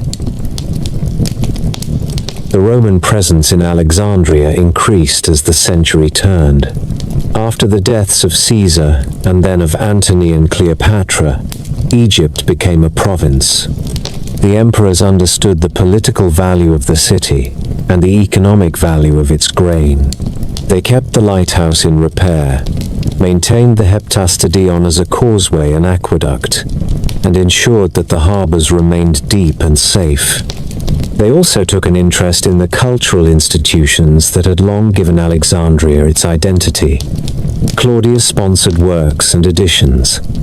Learned Romans held honorary places in the Museion, a sign that the institution had lived on, though its character began to change from a royal academy of resident scholars to a more diffuse community of literate officials and teachers. From the standpoint of the library's story, the age of Caesar and Cleopatra thus stands as both crisis and proof. The fire was real, and the losses were grievous. The resilience was just as real. The city did not let the catastrophe harden into an ending. It treated it as a call to rebuild, using royal patronage, the energy of its scholars, and the magnetism that drew traders and visitors to a city poised between river and sea. The idea of a universal library returned to the rooms where copyists sharpened reeds, and to the courtyards where students argued about a dipple in the margin of Homer. Alexandria had been wounded, but it remembered what it was.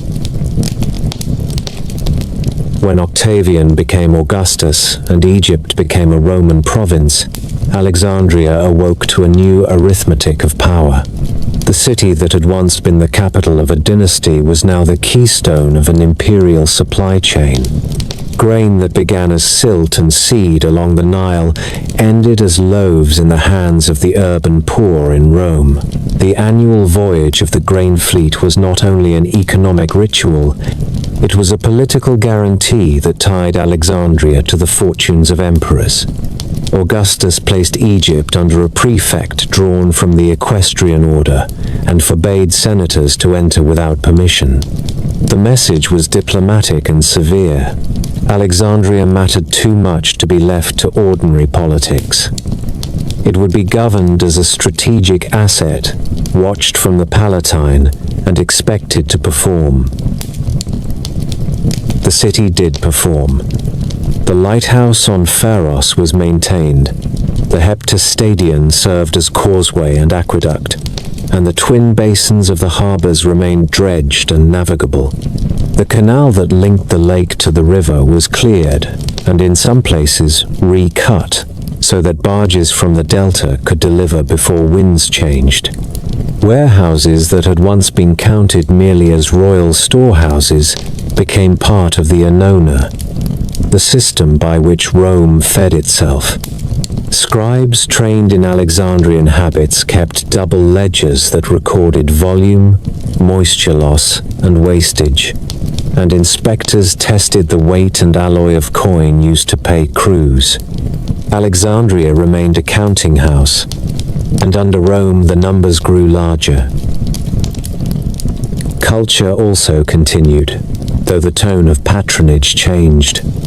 The Museions still existed, as Strabo testifies, near the end of the 1st century before the Common Era, with a priestly head and a community of scholars who dined together and worked in the precincts. Yet the status of membership began to shift. Honorary places were given to imperial officials, and to visiting dignitaries who were learned in manners more than in texts. Where the Ptolemies had paid to concentrate talent within a campus, the Roman settlement favored a more dispersed civic literacy. There were schools in the quarters near the Caesareum. There were reading rooms that belonged to guilds and to wealthy houses. The Serapeum on its hill continued as a daughter library and as a school that sheltered philosophy and mathematics in a setting both sacred and practical. A generation after Augustus, Alexandria produced one of the most influential scientific writers in history. Claudius Ptolemy worked in the city during the 2nd century. His great synthesis of astronomy drew on centuries of observation, Greek geometry, and Babylonian numerical methods to present a coherent model of the heavens. He relied on tables that earlier Alexandrian observers had preserved, and he added his own long watching of the sky. He wrote treatises on optics and geography, including a world map framed by a system of coordinates that would shape cartography for centuries. The name Ptolemy once belonged to kings, and now belonged to a scholar. The change is a measure of the city's transformation under Rome. Political sovereignty had passed. Intellectual authority remained. Hero of Alexandria also belongs to this Roman period. He gathered and extended the mechanical arts. His descriptions of siphons, valves, water organs, programmable automata, and the steam toy that later ages called the Aeolipile show a technical culture that did not vanish with the dynasty. In medicine, clinical teaching continued. Galen, a century later, wrote with respect of the anatomical traditions he encountered in Egypt. Though human dissection was not what it had been in the earliest Hellenistic years, the habit of reasoned anatomy survived in lecture halls that presented models, animal dissection, and philosophical arguments about the seat of mind and the function of the heart. The book itself began to change in the centuries of Roman rule. The papyrus roll was still the dominant form, yet the codex slowly gained favor. Early Christian communities in Egypt adopted the codex for scripture and teaching, and practical readers discovered that a stack of leaves sewn at one side could be opened at a place known in an instant and could hold marginalia with more ease. Parchment did not supplant papyrus in Alexandria in these early centuries, but mixed libraries appeared. Scribes and bookbinders adapted. They learned new sewing structures and gluing techniques. They cut wood or ivory for covers and laid on leather with decorative tooling. Alexandria kept its old workshops and learned new ones. The emperors had not forgotten the city as a symbol. Claudius made additions and repairs, and imperial names appeared on benefactions that touched public buildings and scholarly spaces alike. Members of noble Roman families held offices in the city and sometimes received the title associated with the Museion, a sign that the institution remained a point of honor. This honor could turn tragic when politics and satire crossed. In the year 38 of the Common Era, ethnic violence erupted. Tensions between segments of the Greek citizenry and the large and ancient Jewish community burst into riots. Houses were looted, synagogues were attacked, and the Roman prefect Flaccus mishandled the crisis so badly that he was later arrested and executed. Philo of Alexandria, a Jewish philosopher steeped in Greek thought, wrote passionate accounts of these days. His testimony shows a city where learning and commerce thrived alongside resentments that could be stirred by demagogues and by the careless use of authority. Wider shocks came with the Kitos War during the reign of Trajan, when unrest among Jewish communities across the eastern Mediterranean flared into violence. In Alexandria, as in Cyprus and Cyrenaica, the fighting was savage. The the city suffered destruction that forced rebuilding of quarters and civic amenities. A few generations later, the Emperor Caracalla visited and, angered by mocking verses and public insult, ordered a massacre of the city's young men and the confiscation of properties. He also raised taxes and reduced local privileges. These episodes mattered for the story of the library because cultural institutions do not float above their cities. When neighborhoods burn, the people who care for shelves and catalogs scatter. When treasuries are squeezed, stipends become discretionary. When fear governs, the loudest voice is not the one asking after a corrupt line in a poem. The character of the scholarly class also changed. In the Ptolemaic age, the head librarian had been the visible tip of a pyramid of resident scholars. Under Rome, the honor remained, but the essential work was increasingly done by men who did not necessarily live or dine within the Museion. Teachers held private schools. Officials with literary training composed administrative manuals. Wealthy families maintained house libraries and sponsored the copying of texts for friends and for the civic good. The idea of a single central cabinet that contained everything never matched reality, but under Rome, the reality moved further toward a network of collections and away from a single royal core. Alexandria also sat at a crossroads of faith in these centuries, and that fact shaped the fate of books. The Serapeum continued to dominate the southwestern hill as an architectural marvel and as a school where the last generation of pagan philosophers in the city would later gather. The cult of Serapis had long symbolized a policy of cultural fusion. In the Roman centuries, the temple precinct also signaled continuity with an older civic identity, while the streets below saw the rise of Christian congregations and bishops with growing influence. Christian teachers read Homer and Plato, and also argued that a new canon was being formed that would need scribes and binders and classrooms of its own. The city that once prided itself on translation between Hebrew and Greek, watched as scripture in codex form moved through its quarters with a seriousness that matched anything in the Museion. The physical plant of learning changed as well. Earthquakes are sparse in our sources for these centuries, but subsidence, salt air, and neglect can undo masonry. Porticos need pillars replaced, roofs need tiles renewed, drains clog, rats find a way. The Roman administration funded repairs that served commerce first and prestige second. An extension to a library could be built in one reign and stripped for building stone in another when funds ran short. At the same time, private donors filled gaps. Names of local benefactors appear in inscriptions tied to lecture halls and porticos. A wealthy shipper endowed a reading room close to the docks. A guild of papyrus makers paid to roof a walkway. The civic religion of benefaction helped keep spaces usable. Catalogues continued to be copied and revised, yet the famous Ptolemaics of Callimachus were already a memory rather than a living instrument. New lists arose for particular collections in the Caesareum or the Claudianum. The daughter library at the Serapeum maintained its own order. Regional scholars who visited Alexandria kept working bibliographies for their subjects and compared lists when they met. The method survived, even as the central map blurred.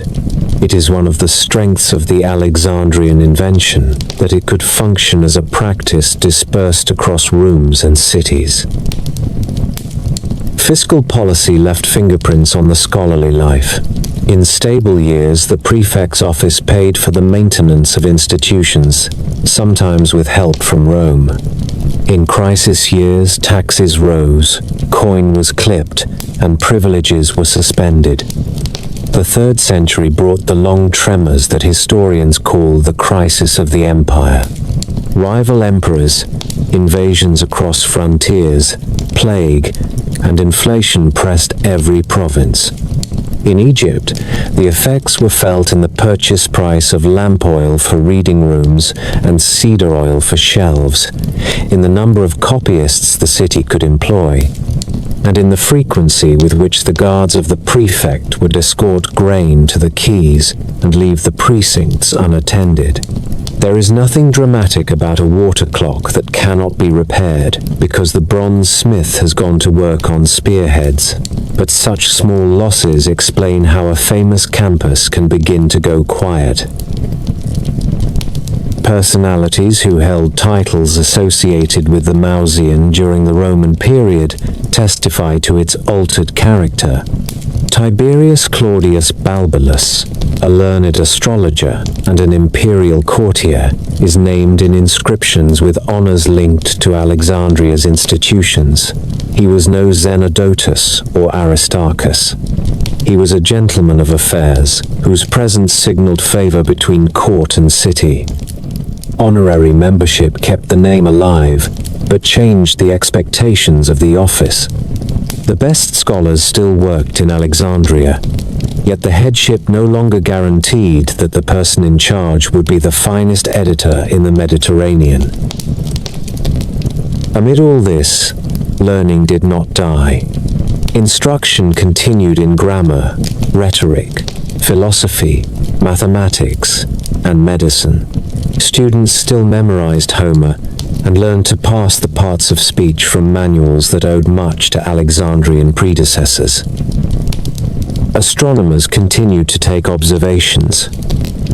Geographers copied routes and sailing directions. Natural philosophers wrote on tides and winds, and on the refraction of light near the horizon. The city remained a magnet for travelers who wished to see the lighthouse and the long straight reach of the Canopic Way, and many of them also wished to walk the precincts where scholars read under figs and planes. A visitor in the 2nd century would have found a learned city, with fewer stipends and less central authority than in the age of the first Ptolemies, but still confident in its craft. Two long shadows lengthened as the 3rd century advanced. One was military. The empire's borders shuddered, and the attention of emperors turned repeatedly to legions and rebellions. The other was religious. Christian communities grew in number and influence. Their bishops spoke with increasing confidence, and the implicit contract that had long balanced temple, court, and school began to fray. These shadows would meet in the next act, when battles fought for imperial power and struggles fought to define the religious soul of the city brought fire into quarters that had once seemed immortal. The Roman centuries thus laid out the path to the final crisis. They proved that Alexandria could adapt to a new political order, sustain a tradition of scholarship without a royal court, and continue to add to the sciences and letters. They also exposed the fragility of institutions that rely on steady money, civic peace, and educated pride. The Museion grew more honorary. The library grew more distributed. The Serapeum grew more central as a place of teaching. The city continued to read, to argue, and to write, but the scaffolding that had held everything together creaked in the wind. The end did not fall in a single night. It arrived in waves that crossed generations, each one eating at the edges of a civic memory until only fragments remained. The first great shock came with the Palmyrene War. In the year we now call 270, the Emperor Aurelian drove against Queen Zenobia, whose armies had taken Egypt and with it the grain lifeline of Rome. The fight for Alexandria was brutal. Ancient writers say that Aurelian retook quarter after quarter, and that the Museion, the royal district facing the harbors where the Museion and the old palace libraries had stood, was devastated. Fire followed steel, If any halls of the original royal library still functioned, they were caught in that storm. The vocabulary of later chroniclers is spare and final. The quarter was laid waste. A generation later, Alexandria met another hammer. In 297, during the revolt of Lucius Domitianus, Diocletian besieged the city. He built causeways and towers, cut the canals, and forced surrender after months of hunger. The emperor entered in triumph and ordered punishments that the sources call severe. Stone was pulled from public walls to repair forts. The city endured the cost paid by many who lose a civil war. These campaigns rarely list libraries among their victims, yet the pattern is clear. When the quarter that housed the royal collections is repeatedly burned and pulled down, cupboards of papyrus do not survive. Scholarship did not die with those walls. It shifted its center to the southwest hill where the Serapeum stood. The Temple of Serapis had been a symbol of the city since Ptolemy I blended Greek and Egyptian sensibilities into a single cult. The precinct had classrooms, porticos, and a daughter library that had long served as a second hive of study. In the later 3rd and 4th centuries, it became the leading home of secular teaching in Alexandria. Philosophers of the Neoplatonic line lectured there. Mathematicians trained pupils with models and diagrams. The precinct held a reputation for calm that stood in contrast to the troubles of the lower city. It could not stand apart from the new religious climate that grew under the emperors who favored Christianity. By the reign of Theodosius I, Christian bishops in Alexandria spoke with great authority, and imperial edicts ordered the closing of pagan temples. In 391, the Patriarch Theophilus led a movement to clear the city of its old cults. The Serapeum became the stage on which the change of age was acted. Crowds entered the precinct, toppled the great statue of the god, and brought down roofs and walls with ropes and levers. Eyewitnesses tell the same story in different voices. They describe the smashing of statues, the looting of treasure, and the leveling of a sanctuary that had been the pride of the city.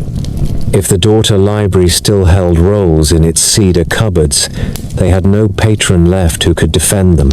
The precinct was cleared to its foundations. The hill no longer smelled of incense and oil. It smelled of dust. The next years fixed the direction of Alexandria. Christian schools grew in the lower city. Bishops adjudicated disputes and sponsored charities. The language of scholarship took on the color of theology. Yet there were still teachers who carried forward the exact habits of the old tradition. The most famous among them was Hypatia, a mathematician and philosopher who taught in the early 5th century. Her father, Theon, edited mathematical texts and commented on Ptolemy. She lectured on geometry, astronomy, and philosophy to young men of standing, pagan and Christian alike. Her murder in 415 by a mob that claimed to act in the name of piety shocked the empire. It also served as an epilogue for the public life of classical learning in Alexandria. The event was political, born of city factions and the struggle between a bishop and a prefect, but its echo in memory attached to the story of the books. People said that a way of thinking had been slain in the street with her. The centuries that followed carried new rulers and new stories. Arab armies entered Egypt in the 7th century and made Fustat their capital. A legend later claimed that the conquerors found an ancient library and fueled bathhouse furnaces with its rolls for months. No contemporary source records such a deed, and the tale appears many centuries after the fact. By then, the royal quarter had been erased, and the Serapeum had been empty for 200 years. What survived of the old collections had long since traveled in copies to other cities and other tongues. The last blows to the Great Library therefore belong to Roman and late Roman time, to Aurelian in war, to Diocletian in siege, and to Theophilus in a purge carried out under imperial law. We should pause and see what was lost and what was saved. Buildings fell and shelves burned. Catalogues were broken into pieces and repurposed as scrap. Yet the method of Alexandria had already taken root elsewhere. Editors in Pergamum and Rhodes used its signs. Scribes in Antioch and in Byzantine scriptoria used its habits. Translators in Syria and in the academies of the early Islamic world handled Greek science that had once been collated in Alexandria. The city taught the Mediterranean how to keep texts alive by multiplication and by commentary. That lesson survived even the ruin of the rooms where it was learned. When a visitor in the 5th century climbed the hill where the Serapeum had stood, he saw a solitary column that we still call by the name of Pompey, though it belongs to a later emperor. Wind moved across the foundations, and the view stretched to the sea. The lighthouse still burned at night. Ships still crossed the basins, and the heptastodion still carried traffic between city and island. But the institutional heart that had once gathered scholars to dine and to dispute was gone. The life of the mind had not ended. It had changed its addresses. Long after porticos cracked and shelves collapsed, the library grew larger in memory than in stone. The city's learned heart, once measured by catalogue leaves and the hum of copyists, became a parable that different ages told to explain their fears and their hopes about knowledge. What burned was not only papyrus. A story burned its way into the common inheritance of the Mediterranean and then far beyond it. Each generation chose a culprit who suited its lessons. Roman moralists preferred to see a single tragic spark in Julius Caesar's harbor fires. They imagined a commander who won a siege, and by accident unstitched civilization's archive. Christian chroniclers of late antiquity, writing in a time when temples fell and new scriptures rose, placed the last act at the Serapeum when a crowd obeyed imperial edicts and cleared the hill to its foundations. Centuries later, writers in Arabic and Syriac repeated a tale in which the conquerors of Egypt found a hoard of books and asked the caliph whether to spare them. In this story, the answer is a severe epigram. If the books agree with scripture, they are unnecessary. If they do not, they are harmful. The bathhouse furnaces then glow for months on the fuel of a dead age. The details arrive late and vary with the teller. The silence of 7th century observers speaks as loudly as the rhetoric of the 13th. Modern historians weigh provenance and date and find that the legend belongs to a season of polemic rather than to the first decades after the conquest. Yet it persists because it answers a human appetite. Disaster feels complete when a single decision can be blamed. Other legends are kinder. Mark Antony famously gives to Cleopatra the Library of Pergamum. 200,000 rolls change hands as a wedding gift, and the river of words flows back to the Nile to refill what the harbor blaze had taken. The gesture pleases because it imagines a court that repairs with love what war has damaged. It also flatters Alexandria with a rival's tribute. Whether the numbers are exact or the transaction literal, the story reveals what contemporaries believed about the stakes. The city that held the books held the future. There are legends inside the walls as well.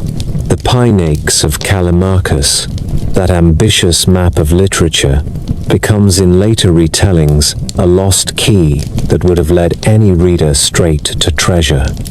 One imagines a set of tablets that listed every play of Aeschylus, every book by Herodotus, every treatise by the mathematicians, with notes on authenticity, first lines, and provenance. A scholar who has ever searched a shelf for a title that must be there will understand why the Pinakis fascinate. Their loss feels like the theft of a compass. Fragments of the project survive in citations and summaries, enough to prove its scope and method, not enough to replace it. The city also gathered myths about secret rooms and hidden vaults. Visitors in late antiquity described underground passages in the royal quarter and beneath the Serapeum, where priests and librarians were said to have stored precious works against times of trouble. Archaeology in the modern city is hard. Water tables, later foundations, and constant habitation keep the ground from speaking in long sentences. There is enough evidence of magazines and service corridors to encourage a story that roles can still emerge from a wall, where a mason tucked them when the noise of soldiers grew close. Discoveries elsewhere in Egypt fan this hope. The Oxyrhynchus dumps, dry and hospitable to papyrus, have yielded poems of Sappho and plays of Menander thought lost for good. The Nag Hammadi codices appeared from jars in a farmer's field and gave the world a library of early Christian texts no catalogue had promised. If the desert can lift a veil for a village 200 miles from Alexandria, why not for a street along the Canopic Way? The question keeps legends alive, even as careful minds insist on evidence. The Lost Library also gathered a roll call of vanished works that now feel like characters in a cast.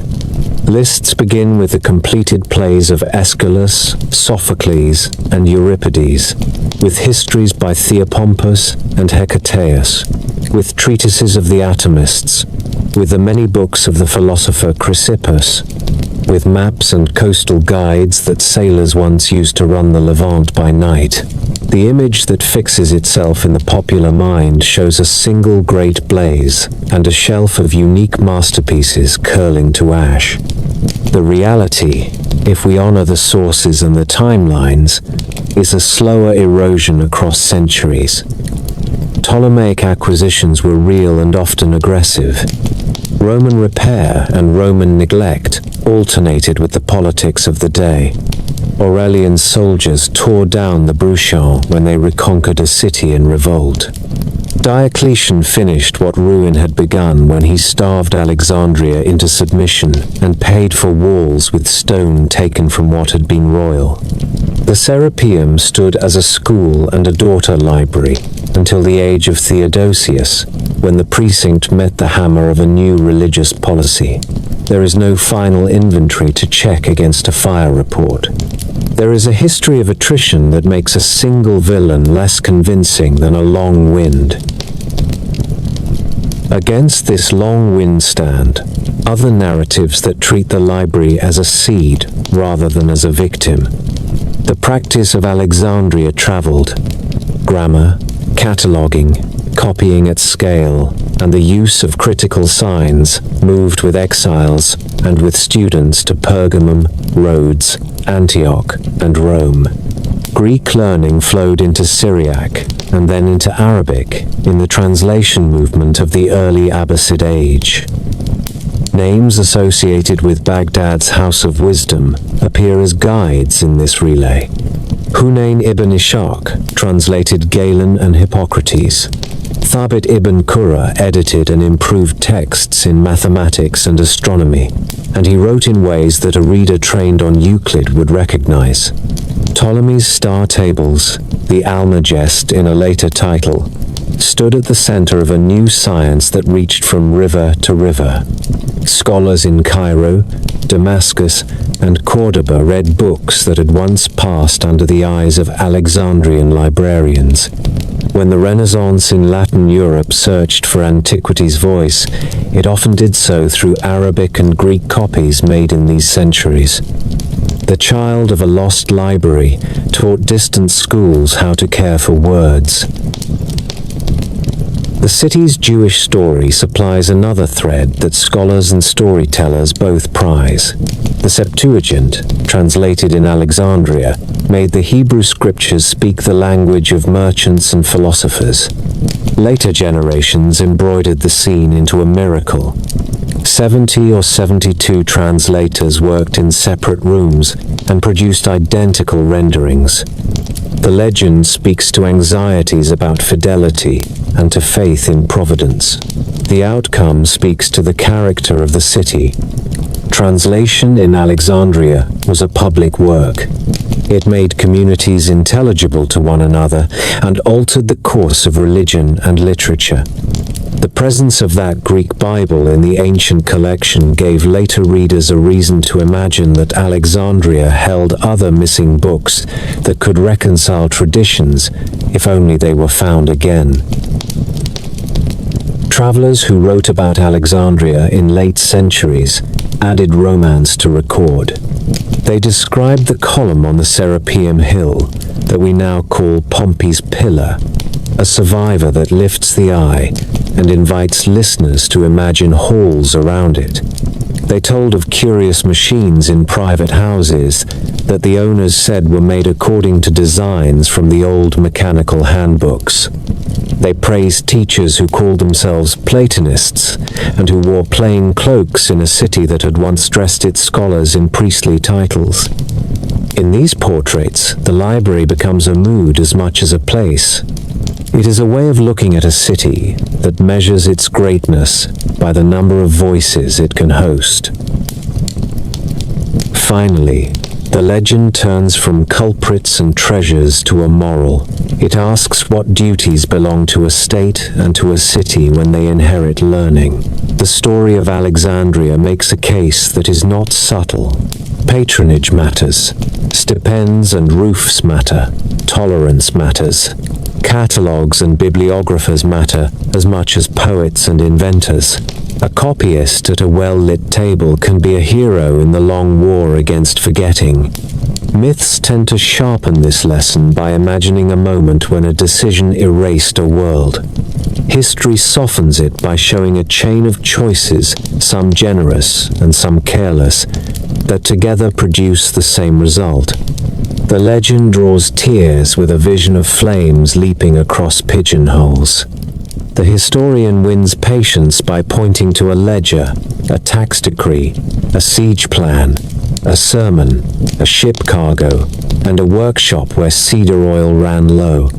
The library lives in both registers because both are true in their ways. The heart needs images, the mind needs causes. In the end, the most persuasive legend about the library is that it never quite leaves us. It is there when a city funds a public school. It is there when a small archive posts its catalogue online and a reader on another continent finds a lost cousin to a text she loves. It is there when a teacher explains to a child that a good note in the margin is a gift to a future reader. Alexandria became a cautionary tale about loss and a working plan for survival. That double life is why we still use its name as a measure for our ambitions. The ruins of Alexandria are silent, but its method kept speaking. What began as royal patronage in a port between lake and sea became a template for how civilizations rescue their own memory. The city taught later ages that knowledge is a public work, that it needs money, space, and rules, and that the best defense against loss is multiplication. The first heirs stood closer than legend sometimes allows. Long after the royal quarter fell, the Byzantine world maintained workshops where Greek texts were copied, glossed, and carefully compared. Monks in Constantinople carried forward habits that any Alexandrian librarian would have recognized. Lists of first lines for identification, notes on provenance, a suspicion of smooth stories, and a preference for named sources. Grammar manuals descended from Dionysius Thrax shaped the schooling of Greek-speaking boys from Antioch to Trebizond. The Imperial Library of Constantinople did not pretend to be universal, but its stewards organized and preserved a collection that contained the bones of ancient science, medicine, and literature. When fires and sackings came to the Bosporus, 1,000 quiet acts of copying had already prepared survivors elsewhere. Farther to the east, the translation movement of the early Abbasid age made a second Alexandria along the Tigris. At the court in Baghdad, scholars gathered under caliphs who believed that prestige and policy were both served by a city of books.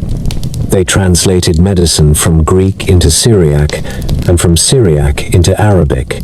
They brought mathematical texts across languages and improved them in the act of translation.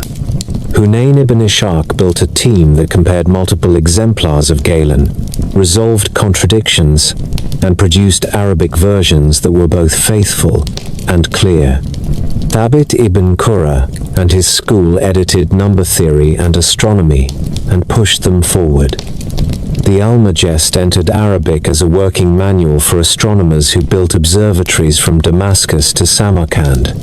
Geography gained new tables and a new earth. The habit of the catalogue traveled too. Bibliographers in Baghdad and later in Cairo compiled lists of authors and titles by subject and by alphabet, often with judgments about authenticity that echo Callimachus. What had been royal policy on the Nile matured into a civic craft by the Tigris. To the west, monastic Europe kept a different kind of faith with the Alexandrian idea.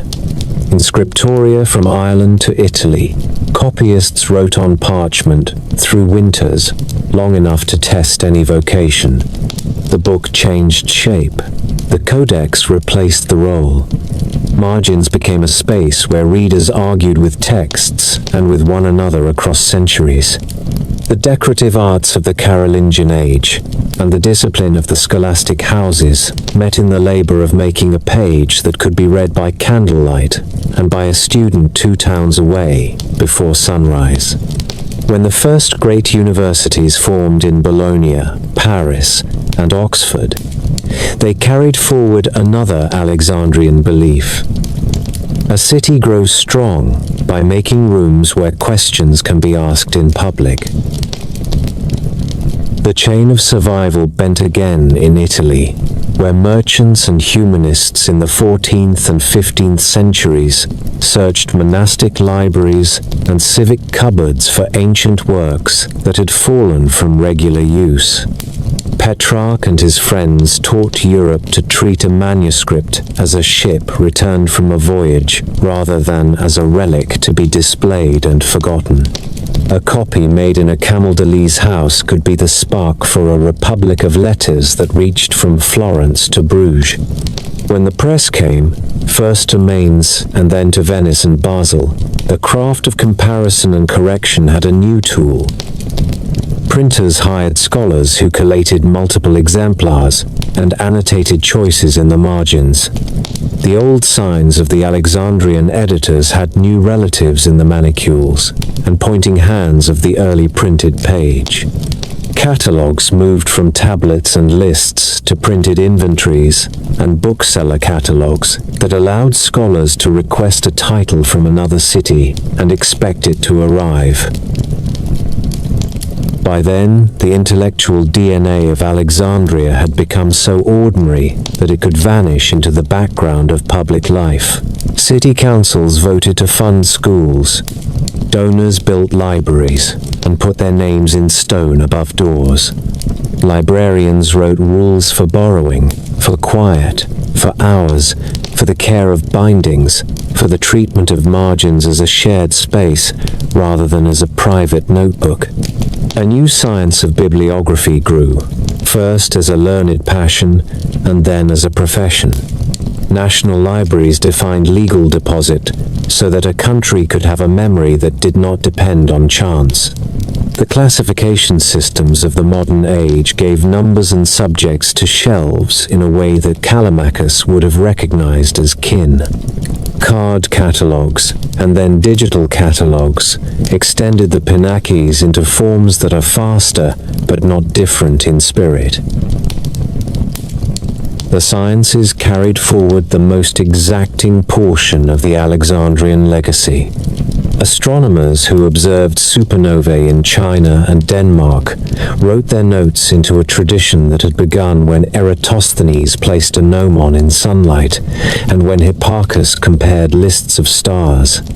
Physicians who prepared anatomical theaters and later anatomy atlases did so within a culture that accepts the authority of the seen.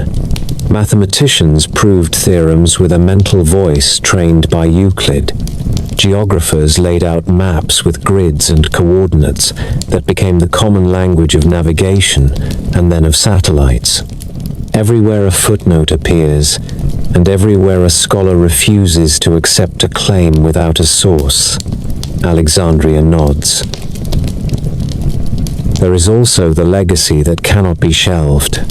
The library became a symbol that policymakers and ordinary citizens could understand without reading a line of Greek.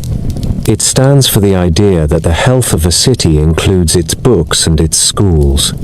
It is invoked when a government funds a new public library and when a class of third graders walks beneath a ceiling painted with the names of authors they have not yet read.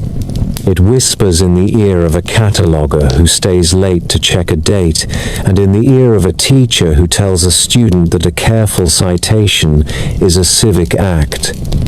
It stands, finally, for humility. The oldest catalogue of catalogues burned. The oldest school of schools closed its doors. We have what we have because copyists counted lines, and because donors paid for roofs, and because readers in every age believed that a page is a promise. In Alexandria itself, the emblem returned to stone. On the shore east of the old harbor, a modern building opened its doors with a name that remembers. The Bibliotheca Alexandrina rose from a circle set into the ground like a rising sun, its walls carved with scripts from many languages, its reading room wide as a plaza. It holds books and galleries and classrooms, but more important than its holdings is its claim. A modern city declared itself willing to carry an old task, to gather, to teach, to lend, to invite, to digitize so that floods and fires cannot take everything at once, to host scholars and school children at the same tables, to act as a bridge between past and present, between Egyptian heritage and a global public. The building is not the ancient library. It is something more useful to us than a ghost. It is a reminder that the right answer to loss is work. The last measure of an enduring legacy is what ordinary people do with it. A mother in Nairobi uses a free digital catalog to help her child pronounce the names of Greek gods. A student in Krakow reads a Syriac translation of Aristotle on a phone while waiting for a tram. A curator in Alexandria uploads high-resolution images of a papyrus so that a graduate student in Buenos Aires can enlarge a torn corner and propose a better reading. A city librarian in Louisville argues before a council that Sunday hours are part of public safety and cites the reading habits of teenagers as evidence. In each act there is an echo from a hall where scholars once ate together under fig trees and argued about a line in Homer. Alexandria taught the world that a library is not a trophy. It is a system. It is a promise made by the living to the unborn that the record will be kept as best as it can be, and that errors will be corrected in public. That promise worked in a royal quarter lit by oil, in monastic rooms lit by winter sun, in a caliphal palace lit by lamps of glass, in a Venetian press lit by type metal, and now in screens lit by diodes. The The materials change. The pledge remains the same. Begin in the sand and under the surf.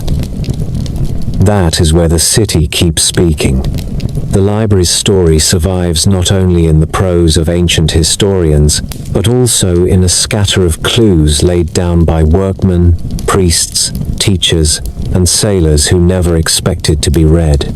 Shards of pottery with quick accounts scratched in ink. Tax receipts folded like birds and tied with string. A lost lecture hall whose steps still hold the imprint of 1,000 sandals. The afterlife of Alexandria is an investigation, and it is conducted with notebooks, tapes, cameras, and the patience to let a small fact change a large story. On the hill we call the Serapeum, the 19th century dug out colossal fragments and a forest of broken bases. This is where a temple once spread its courts, and where a daughter library held cedar-lined cupboards of books. A single granite column rises there still, a survivor crowned in late Roman honor that later ages misnamed for Pompey.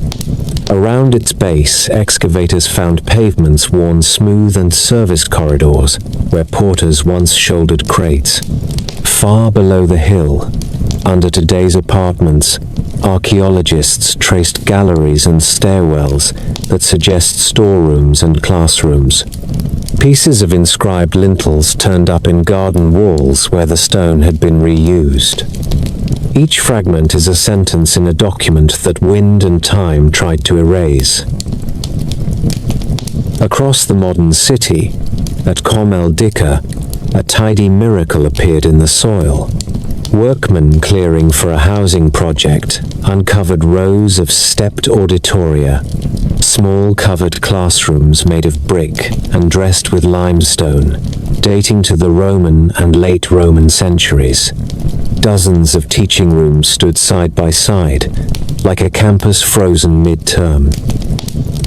The benches and apses tell a simple truth that shadows every argument about the library. When the royal quarter faltered, learning did not disappear. It moved to places like these and taught grammar, rhetoric, philosophy, and mathematics to students who would keep the civic machine turning. The rooms echo with the voice of a teacher reading Homer and with the scratch of a stylus on wax. Walk toward the water, and the investigation descends.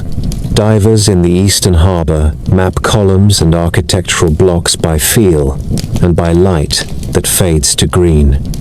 Storms and the slow settling of the Heptastadion have changed the coastline since the age of the Ptolemies. The sea covers parts of the royal quarter and the island of Antiohodos, where Cleopatra kept a palace. Underwater archaeology has traced quay walls, massive foundations, and fragments of statuary that likely stood within or near the precincts where scholars once dined. This is not the library itself. It is the city that made a library possible. A harbor with disciplined stonework and a causeway that held the tides in check were as important to the Museion as any catalogue. Beyond Alexandria, the desert does its own work of preservation. At Oxyrhynchus in Middle Egypt, the dry dumps of an ordinary town have yielded thousands of papyri. Out of broken baskets and long-dead courtyards have come poems of Sappho, new scenes from Menander, fragments of lost historians, and school exercises with the teacher's corrections still visible in a firm hand. These were not library copies. They are evidence that the library's habit of multiplication reached deep into civic life. A book copied for a local reader might be discarded and buried, only to be read again 2,000 years later in a laboratory with good light. The desert is an accidental archivist. It has given us a counter-argument to the myth of catastrophe. When a central shelf vanished, other shelves elsewhere kept the words alive. Another branch of the hunt looks not for shelves, but for methods. How do we know that Callimachus mapped literature? Because later authors cite the Pinakes, and treat them as a standard? How do we know a fire took the bookstores by the docks in the days of Caesar? Because an ancient writer cites Livy on the loss of tens of thousands of rolls, and because later witnesses like Plutarch and Orosius draw that smoke across their own pages. How do we know that the Serapeum fell beneath a crowd led by a bishop obeying an imperial edict? Because Christian and non-Christian voices alike describe the same event in the same year with different music and the same notes. History withholds the final floor plan and the final ledger, but it supplies converging lines of testimony. The craft is to weigh them in public. The hunt is also linguistic. Greek leads the way, but the relay continues in Syriac and Arabic and Latin. Greek science and letters entered Syriac monasteries along trade routes that connected Egypt with Mesopotamia. From there, translators in Baghdad turned medical and mathematical books into clear Arabic that invited improvement. A physician in the House of Wisdom would compare multiple Greek exemplars with a Syriac version and produce an Arabic text that future doctors could trust. This was not nostalgia for a fallen city. It was the continuation of an Alexandrian conviction that accuracy is a civic virtue. When Latin Europe went looking for Aristotle and Galen in the 12th century, it often did so by reading Arabic and translating again. The chain of custody is the legacy. Modern tools press further. A charred roll from Herculaneum, buried by a volcano far from Egypt, can now be read without unrolling by using subtle differences in density that mark out letters hidden in the carbonized layers. Multispectral imaging pulls faded ink back into view on Egyptian papyri that human eyes had given up. Digital databases gather papyrus fragments and cross-link them by hand, by script, and by content, so that scholars in different cities can reunite a torn document across continents. Catalogues that began on wax tablets and wooden boards now live in servers. A student can search for every witness to a passage in Herodotus with a keystroke and then ask to see the photograph of the oldest copy. The oldest problem in Alexandria was how to find the right roll. The newest answer is to let a catalogue speak faster. The city's myth invites imagination as well as proof, and a responsible account can make room for both. If we walk through the royal quarter in the mind, we can trace the morning of a day just before the purge under a late Ptolemy. The librarians check the harbor list and see that a merchantman from Rhodes has declared 3 sacks of books taken as surety on a debt. The sacks are carried to a copy room. The lector clears his throat, and the hands begin to move. Down the hall, a class has met to hear a physician talk about the pulse and its kinds. In another court, a mathematician draws a right triangle in sand and speaks about ratios. At noon, a courier arrives from Cyrene with a letter from Eratosthenes for a student of a student, copied by a friend, folded and sealed with wax, bearing questions about the length of the Nile in flood years. A prince of the court passes by with a retinue, and the scholars stand, even the proudest of them, because the house still depends on royal money. The afternoon is given to comparison and to notes. The evening brings a recital in the refectory, where a visiting poet reads a few lines and answers questions from a grammarian who has been waiting to ask them for 3 years. Nothing in this imagined day contradicts what the evidence insists upon. The speculative scene gives a body to the dry bones of receipts and decrees. There are still puzzles to solve. Where exactly were the main halls of the early library within the Museion? How much of the collection had already been dispersed to other sites in the city by the time of Aurelian? What did the catalogue entries for Egyptian ritual texts look like when Greek librarians filed them beside Homer? Were there dedicated rooms for copies in Egyptian script? And did priests from the countryside sit at those tables? What proportion of the roll count often cited in ancient sources represented unique works rather than duplicates and revised editions? Every answer demands humility. Alexandria was not a single building and not a single moment. It was a system stretched across streets and centuries. The moral dimension of the hunt belongs to the present. The modern Bibliotheca Alexandrina stands near the old harbour as a statement that cities can choose memory as policy. Its reading room takes in daylight like an amphitheatre. Its walls wear scripts from many languages like a carved promise. It funds preservation and digitization not as luxuries, but as the minimum duty of a custodial city. The point is not to recreate an ancient glory. The point is to continue the work that made the ancient city useful to strangers. A librarian in Alexandria today makes the same vow that a librarian